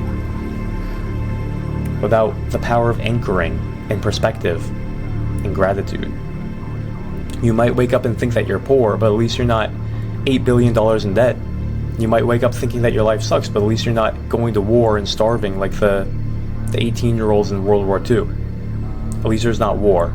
You might think, this is horrible, there's a depression going on, I just lost all my savings. Well, do you have food? Do you have a house? Do you have an incurable disease? Are you dying of malaria? Power of perspective and anchoring. You can anchor and compare to many different people who don't have anything. People in Africa right now, Charity Water is trying to get them clean water. They don't have any clean water. They're dying. They're malnourished. You see? Anchoring and perspectives helps you have more gratitude. You think that you didn't get enough sleep last night. This is actually what I felt when I woke up. I thought I had a bad night of sleep. I didn't get as much sleep. Therefore, I'm going to be tired today. No! I anchored. I used a different perspective. I thought about all these people who worked for years and years and years, 4, 5, 6 hours of sleep, working 16-hour days. This is nothing for me.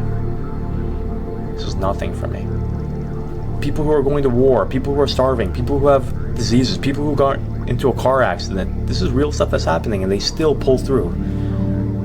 Perspective, anchoring. Anchor it with something different. You know, we take that term from price anchoring. If you say, you know, this thing's $20,000, but today it's $10,000. You think, oh, it's only $10,000. But if I said, but if you thought that it was only going to be $5,000, and then you found out that it's $10,000, all of a sudden you think, what? It's $10,000? It's anchoring. It's the power of perspective. Without the power of fascination, interest, curiosity, being in the moment. You know, a lot of people depend on that as their core practice. It's just being in the moment. It's just one. It's just one. You can make a whole philosophy out of it, though. If you're interested, if you're fascinated, and if you're paying attention in the moment, how can you be bored? If you can turn yourself into someone who's interested and curious, you're a learning machine, and you change your life, you transform your life, you learn better, your brain gets upgraded, your energy gets upgraded. This is a tonic. This is a wonderful tonic. This gives you energy. This gives you curiosity. This gives you dopamine. Dopamine is correlated with higher testosterone. Dopamine and testosterone is correlated with energy, and the higher energy you have in life is correlated with massive success. So that's another power of thought. We call it bhakti sometimes in yoga, where it's a different form of fascination. you understand that everything is so wonderfully complicated and complex and wonderful, and that you don't know hardly anything about it. You might know about atoms, but you don't really know what that means. You don't know where the atoms came from, how they're operating the way that they do. You don't know the metaphysics of it. Understanding how anything is interesting. How you can knock on your desk and think, well, those are just atoms. How did they appear and feel solid? That's a metaphysical question that scientists have been curious about, that fascinated them. Everything's interesting to somebody. But if you're not the somebody who's interested by anything around you, then you're the one who's killing your own energy. You can practice all these things. You can practice fascination, bhakti, being in the moment, not resisting and thinking that you don't like the activity. You're washing your hands, you don't like the activity, you're not curious enough. You're not funny enough. You haven't practiced being curious or interested enough. You know, it took a handyman a lot of work to make that sink. Do you understand the plumbing? Do you understand the essence of plumbing to get water into your house? Do you understand how to get hot water into your house? Everything's complicated. Everything's fascinating and intense. The soap that you're using, the skin that the water is going on. Life itself, water is amazing. The complexities of water. If you don't understand what I'm talking about, if this doesn't make any sense to you, then you're really at the elementary stages. You haven't even understood even the basic concept of how to be interested in your own body. And if you're not interested in water, if you don't understand the deep, complex mystery of water, you really have to start opening this. There's entire documentaries and entire branches of science studying water. What is water? How did it get here on Earth?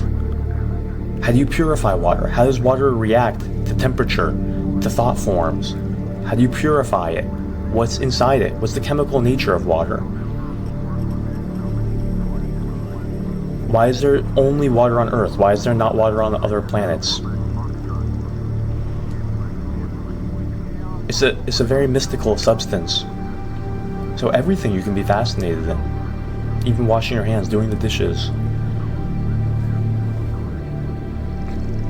The power of food and physical health over your thought. You can experiment with eating less food, fasting, eating different food, how thought gets transformed, how food gets transformed into your body and into your brain and into different thoughts. Eating meat versus eating vegetarian. There's a whole science of this. So when you're eating food, there's something to be fascinated about. Power of environment in other minds, on your mind. Hill called this the concept of the mastermind. And other minds constantly suggest to you how you should think, what you should do, how you should behave. The dominance hierarchy, the power hierarchy, the power of belief to influence people, the power of who you think you are. All of this is thought floating around. How you feel around other people, social anxiety, social confidence, social influence, mating. It's all thought. What about the power of books, new information, the power of other people's thoughts and minds written down in word form that you're eating through your brain? How does that change your mind? How does that change your energy? How does that change your perspective? And how do all of these different perspectives and information change your life? Accurate thinking, different knowledge, different perspectives, different power of thought. You're literally eating different mental food. You're eating different thoughts when you read somebody's thoughts on a book. That's what a book is. You're consuming thoughts. You're incubating thoughts. You're nurturing thoughts. You're building a new mind. That's what a book is. If someone's not interested in books, they're not interested in their mind. They're not interested in thoughts. They haven't unlocked that aspect of reality. Right knowledge and accurate thinking. The power of ignorance on your mind. The power of inaccurate thinking, flawed thinking, what that does to your mind. Power of epistemology. Holding thoughts and beliefs loosely, having to prove certain thoughts, what that does to your power of will, what that does to your power of exploration, what that does to your power of being fascinated, power of courage to disprove fear thoughts, different qualities of thoughts, different energy levels of thoughts, fear thoughts, anxiety thoughts, shame thoughts, grief thoughts. All these thoughts have different levels of energy. And how do you overpower them? How do you replace them? What do fear thoughts do to your physiology, your energy, your testosterone, your health? What do anger thoughts do to all those things? What about pride thoughts? There's levels of energy. Dr. David Hawkins talks about this. And many other people talk about this. There's levels of energy. Fred Dodson talks about this. How to use different forms of thoughts to raise your energy. The thought hierarchy. Power of disbelieving thoughts. Power of disregarding or destigmatizing, de-dramatizing thoughts of fear. Negative thoughts about who you are. Power of reframing for anxiety. Power of letting go, embracing the inevitable. Non-resistance. Power of kind thoughts and loving thoughts. Family thoughts. Thinking about people like they're your family or your brother or your sister. These are different social thoughts. What about hero veneration, bhakti? What about autosuggestion and dream boards? Even looking at the faces of different people generate different thoughts. What about honoring and respecting and worshiping heroes? What about remembering their stories? What about gathering an arsenal of inspirational thoughts and stories? What does that do to your energy? What does that do to your vitality compared to other biohacks that you're using? What about the thought that thought is the real action, and emphasizing thought power and meditation, active meditation like the Silva meditation method? People think that thinking isn't really taking action. People think that thoughts aren't action. People don't think that it influences who you are. People don't think that it puts any action in place in the real world. They think that it's only in your brain. That's not what the yogis know. They know that thinking is actually action. That thinking changes what you're going to do. Thinking is actually an internal action that people can sense. Thinking is actually an action that your entire body senses. Thinking is either medicine or poison. That's why you tell a lie, your body can be registered on a lie detector. It registers everything. Same thing with thinking. Your imagination is a powerful thought. Walt Disney says imagination is the strongest power in the world. What is that? It's just thinking. It's thinking and feeling. Thought power on your character, your life, your struggles, your victories. How did all these strong men overcome all of their challenges and actually get external success? Because that's what everybody wants, external success. Not realizing that their thoughts are what created the external success. Their persistence. It all starts as a thought form. The power of your mission. Why you keep on going. The power of why. Thoughts are a wireless message.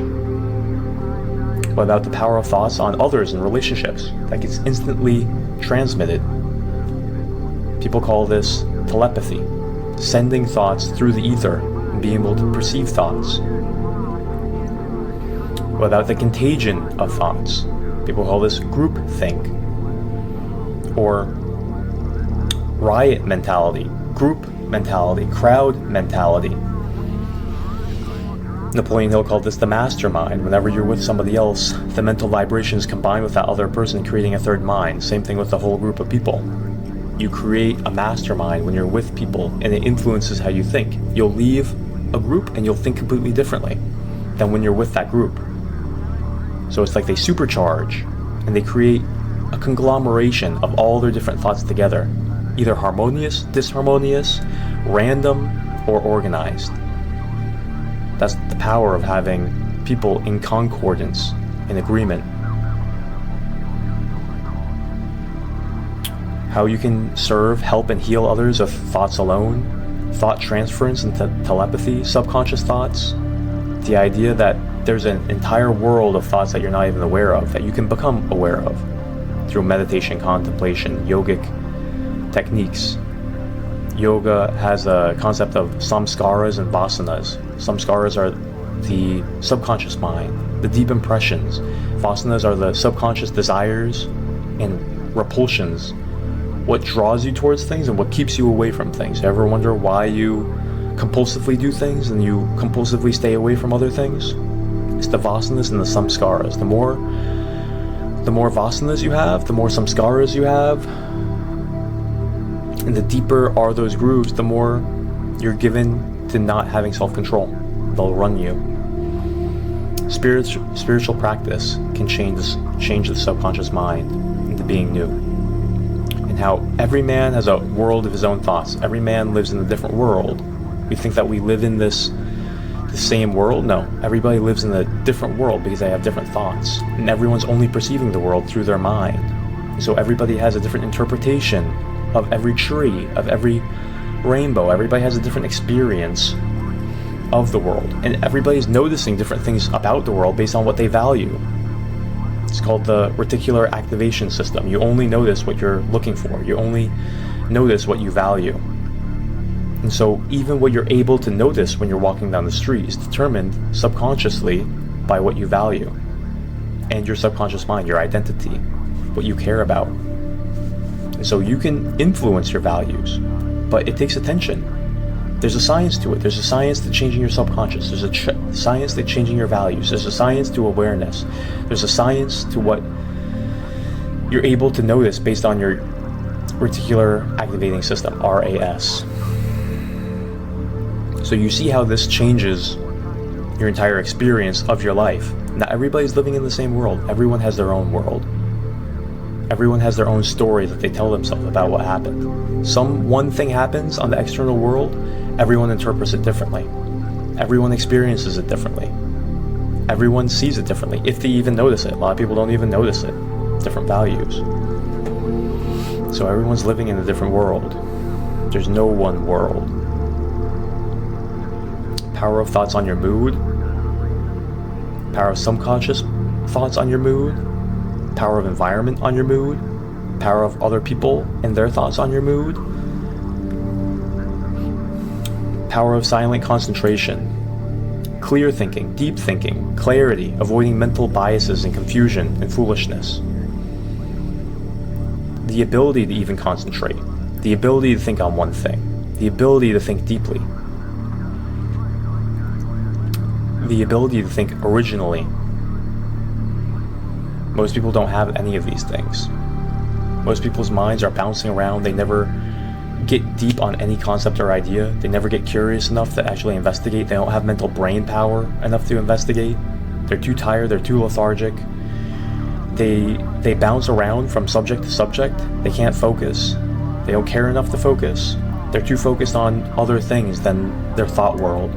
And so their philosophies, their distortion, their perceptions of the world, their opinions are so shallow.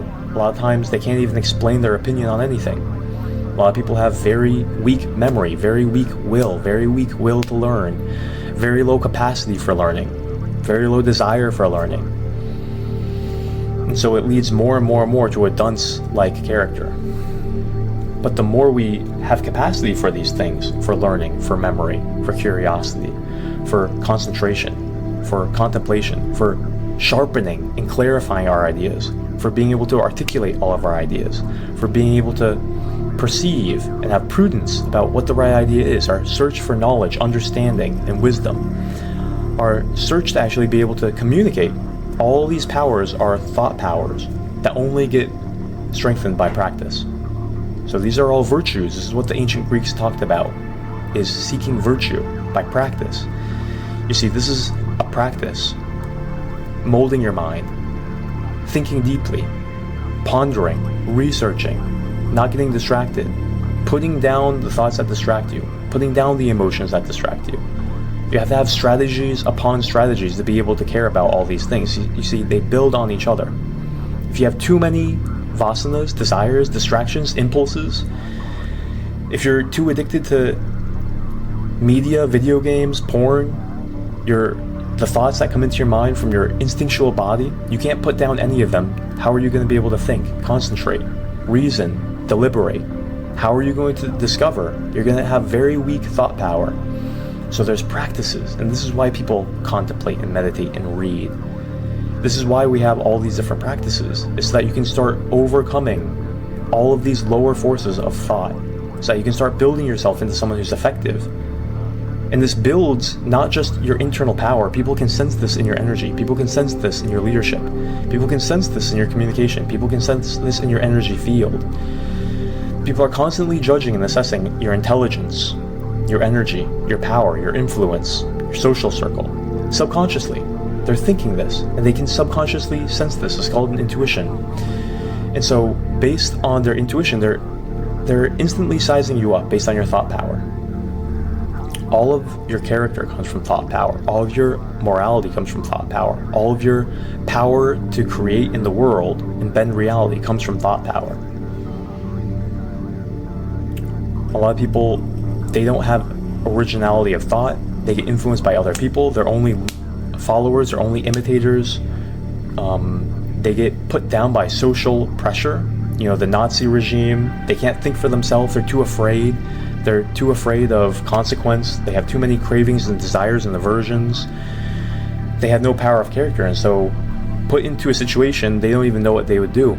Everyone imagines that they're a hero, not knowing that their subconscious will drive them in that moment to be something other than what they expected.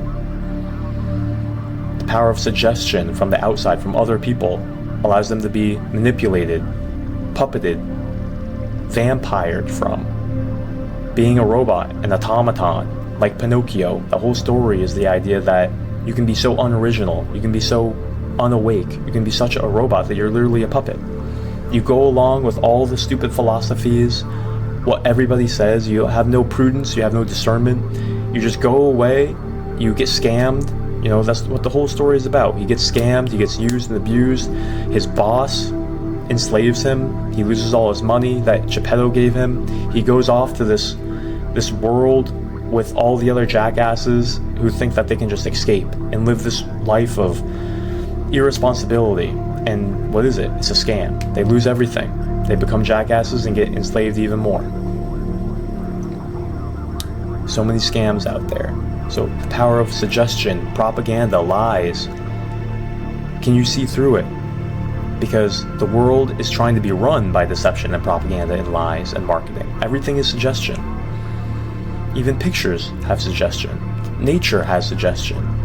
Everything is suggesting to your mind, and you're influenced in your mind unless if you have conscious control, unless if you have an understanding, unless if you've tested and thought and debunked, unless if you've actually trained your mind to be able to see through these things and question things and think deeply. Even culture, all of culture is a thought. All of culture is a suggestion. Every single thing that we do can be done in a different way. Brushing your teeth, how you brush your teeth, how you dress, how you greet each other. Have you experimented with anything new in terms of all the suggestions that are in society? All the beliefs that are in society? Everyone's spreading different beliefs about everything. About health, about porn, about sexuality, about identity, about food, what's good to eat, what's not good to eat. There's a debate on everything, about politics. And so, how many ideas have we actually played with? How many ideas are still there to expand our mind? How many ideas are we holding that are just keeping us locked? Keeping us from actually being able to have stronger thoughts, stronger beliefs, different beliefs? And organizing and taking the time, the painstaking time to try to organize and understand the world. Being curious about the world. How much time people waste not being curious about the world, not contemplating and figuring out and thinking deeply about all these things that constitute the world. What about higher levels of thought? We'll talk about that one last. What about power of relaxation? How that impacts your thoughts. The Silva method, talking about intuition that comes in when you're able to relax. All the different levels of relaxation that you can have. All the different levels of anxiety that you can have that can even be unconscious to you. What about the power of visualization? The theater of the mind, Napoleon called it.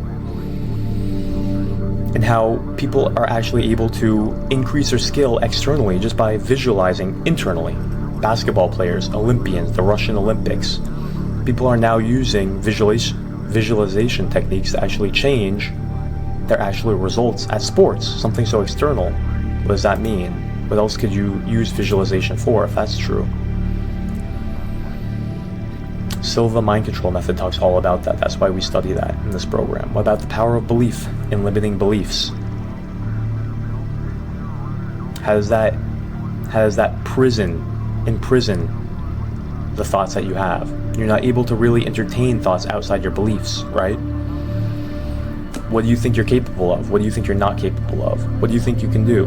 What do you think you can say? Who do you think you can talk to? The whole concept of leagues and status hierarchy is mine. If you believe that you're in a particular status hierarchy, you are. And why? And what constitutes getting out of that? What constitutes the hierarchy of social status? But mind. And how can you use your mind to actually ascend? What about power of mind and making a friend? What about the power of mind and how to tastefully and shrewdly, with prudence, disagree? What about the power of the mind and the details of all the specific little details that go into wise social interaction? See, this is a whole science. There's a whole science of how to court, of how to seduce, of how to befriend, of how to articulate, of how to have a discussion, of how to disagree, of how to negotiate. This is an entire science of how to persuade, of how to market, of how to sell, of how to convince, of how to love, of how to gain trust. You see? It's all thought. And if we understand it, the deeper we understand it, the deeper we understand psychology and other people through thoughts, the more we can accomplish, the more we understand. Power of self-image. What your self-image does to your emotions and your potential in life, how it limits your thoughts, how it creates recurring thoughts, recurring emotions, how it shapes your destiny, who you think you are. See, who you think you are. How to impact the deeper self-image thoughts that seem to be unreachable by the conscious mind. How to enter into a state of self-suggestion, self-hypnosis, deep relaxation, to understand, perceive, and change those thoughts. What about the power of organized thinking? Line upon line, organizing a business, organizing an argument, organizing your life. What about the cognitive biases? What about all the deceptions of how a mind is easily deluded, misled, and manipulated? You have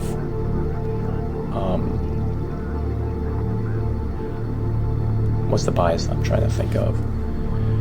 Priority bias. It's not the exact term, but people will misweighting bias. They'll misweight the importance of so many things in their life so that they're neglecting their mind, but they're paying attention to Game of Thrones. And they're learning about all the different players on the football team. So you're not learning anything about your mind. You're not learning anything about making money and career and enriching the world. You're not learning anything about spirituality. Are you reading books on how to influence people better? Are you practicing a skill? Are you practicing health? No, people are misweighting bias. They put all the importance and all their time, all their effort, all their thought power on something that makes no difference on their life. Why do they do that? That's a good question. How much are we studying the 25 plus cognitive biases that mislead us? Thought power to build soul force, willpower.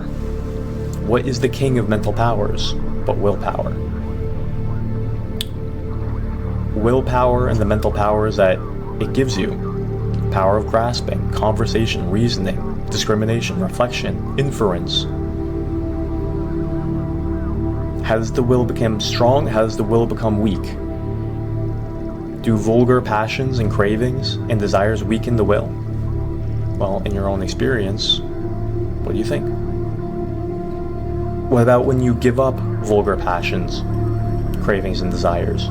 Does that strengthen your will? Your thought power? Does that create an upward spiral? When you don't have all these cravings, addictions, bad habits, vulgar passions, when you're not giving in to all these easy, lower self habits. What about your will, your life purpose? What about peace of mind, poise, cheerfulness, inner strength, ability to turn out difficult work, success in undertakings, influence over people, magnetic, dynamic personality, magnetic aura on your face, sparkling eyes, steady gaze, powerful voice, magnanimous gait, unyielding nature, fearlessness? That's what Sivananda Swami says comes from a growing will. What about the power of deep thinking? We talked about that. What about the potential evolution of your mind through lifetimes of practice and multiple births? We talked about the idea of reincarnation, the idea that you can put yourself to practice your entire life and not feel discouraged. If you're 60, that lets you have hope and willpower that 20 years, even if you die at 80, that's 20 years of practice that you can put to your next lifetime. Versus just thinking, it's too late, I'm too old, what's the use, I already failed, just get my social security and veg out. Which is more beneficial? So the practicality behind your philosophy.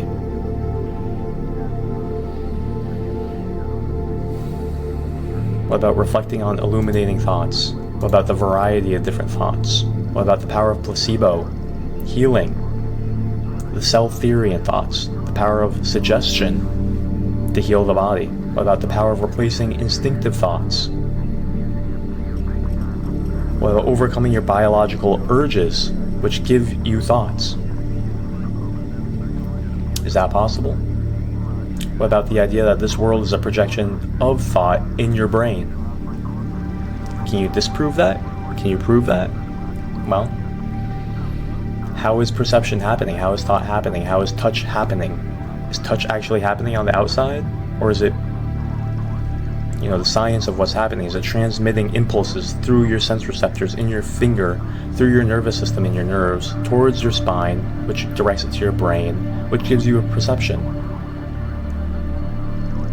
What is sight but perception of light directed into your eyes, into the retina, into electrical impulses that travel to your brain? See, if your eyes aren't connected to your brain, you don't experience sight.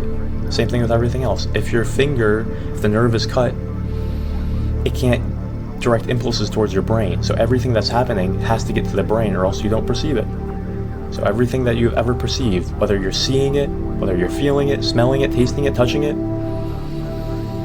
is only happening in your brain. And does your brain have a different experience of this than other people? And if so, how much? And if so, how much can you change that based on your thoughts? See? Your thoughts, your opinions, your biases, your predispositions, your personality, all affects how you perceive everything, because it's all in your brain anyway. So you can change your perception based on everything we're talking about. About how thoughts chisel your countenance on your face. You look at people and you can kind of tell who they are. How is that? What about mean thoughts? How many mean thoughts do we have? Judgmental thoughts, unmerciful thoughts, self-righteous thoughts. I call this the enemy protagonist bias, where you think that you're the center of the universe, that the whole story revolves around you, that everything you do is justified and it makes sense, and everything that everybody else does, you see it's a bias. You see them as the one who's, they don't matter, they're the NPC, or you don't understand them or give them as much grace or love or respect as you do you, because you think that you're the anime protagonist. About saintly thoughts, power of vigorous divine thoughts. What about the thoughts that you can get from the greatest men in the world? See how they think. How does that make you feel? How can you keep on continuously thinking those kind of thoughts? What about thought power through moral purity? When you do something good, how does that change your thoughts? How do you feel about yourself? How does that change how you approach the next situation like that? Forgiving somebody, loving your enemy, helping somebody who has hurt you. Charity, why does this all feel good? Encouraging other people, serving other people, thanking other people, appreciating other people, honoring other people. What does this do to your energy? What does this do to your character? What does this do to your vitality?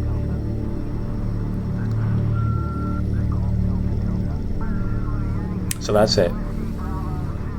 And that was quite an elephant to swallow, wasn't it?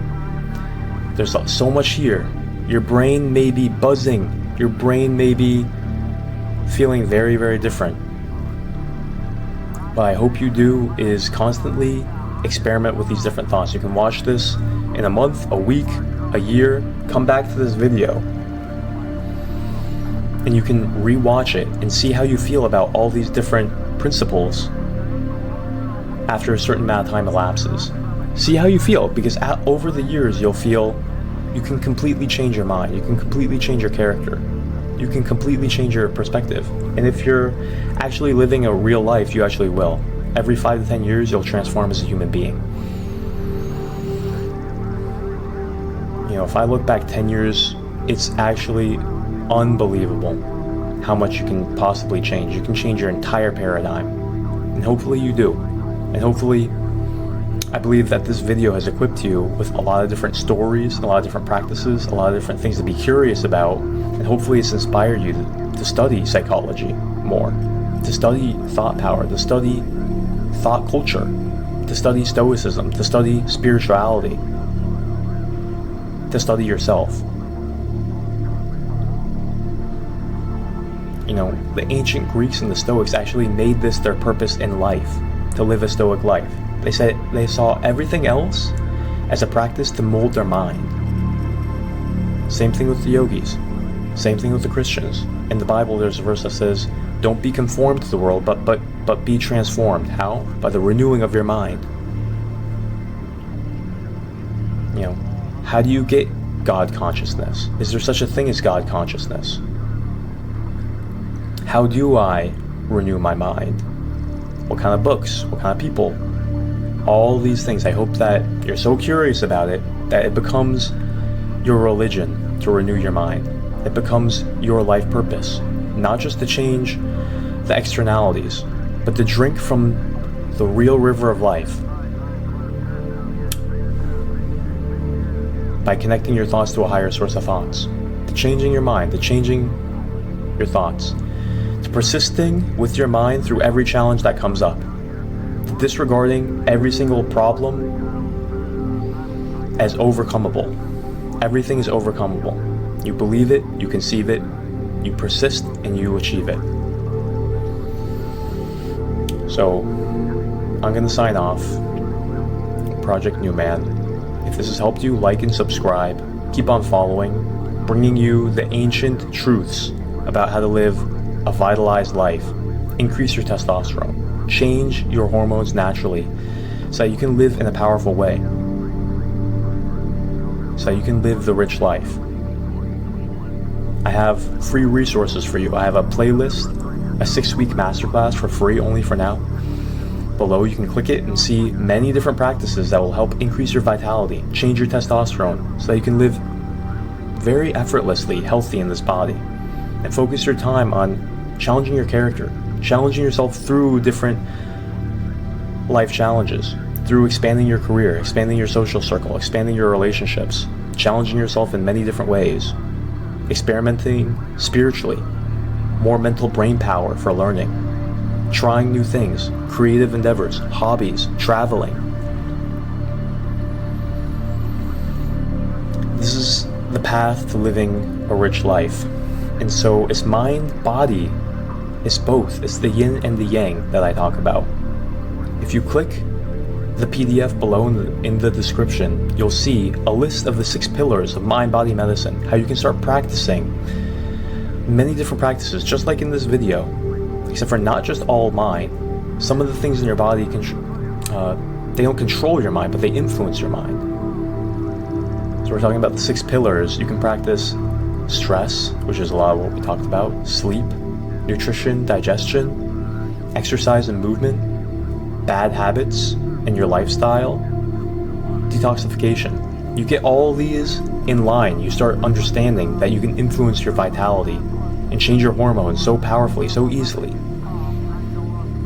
And so that PDF has a list of the 6 different pillars, and I broke down many different practices that you can do regarding each of the pillars. Start aligning all areas of your life. Live the holistic life Start living an integrated life, and you'll see your life transform. You see, it's not just about taking a magic supplement or doing a magic workout routine or eating no carbs and no sugar. No, it's holistic. In yoga, in Taoism, Chinese medicine, they always start with orienting you on a foundation of thought power, of morality, of changing your values, getting your values straight, of getting the 101 of your body straight. Once you have those in line, then you can expand out and start impacting the external world. Then you have the energy and the power and the vigor. Then you have the stability in your body and your mind to go out and make more money, get better relationships, make an impact in the world. But if you don't start with a firm foundation, if you don't change yourself from the inside, if you're not a good foundation, then what does Jesus say? He says, you don't listen to my words? It's like someone building a house on a faulty foundation. Any wind that comes, any flood that comes, any rain that comes, disaster. Everyone's going to laugh at you. So that's why the power of setting your life up with the foundation strong is important. So that's what Project New Man is. So go ahead, get those resources, start practicing, and I'll see you in the next video.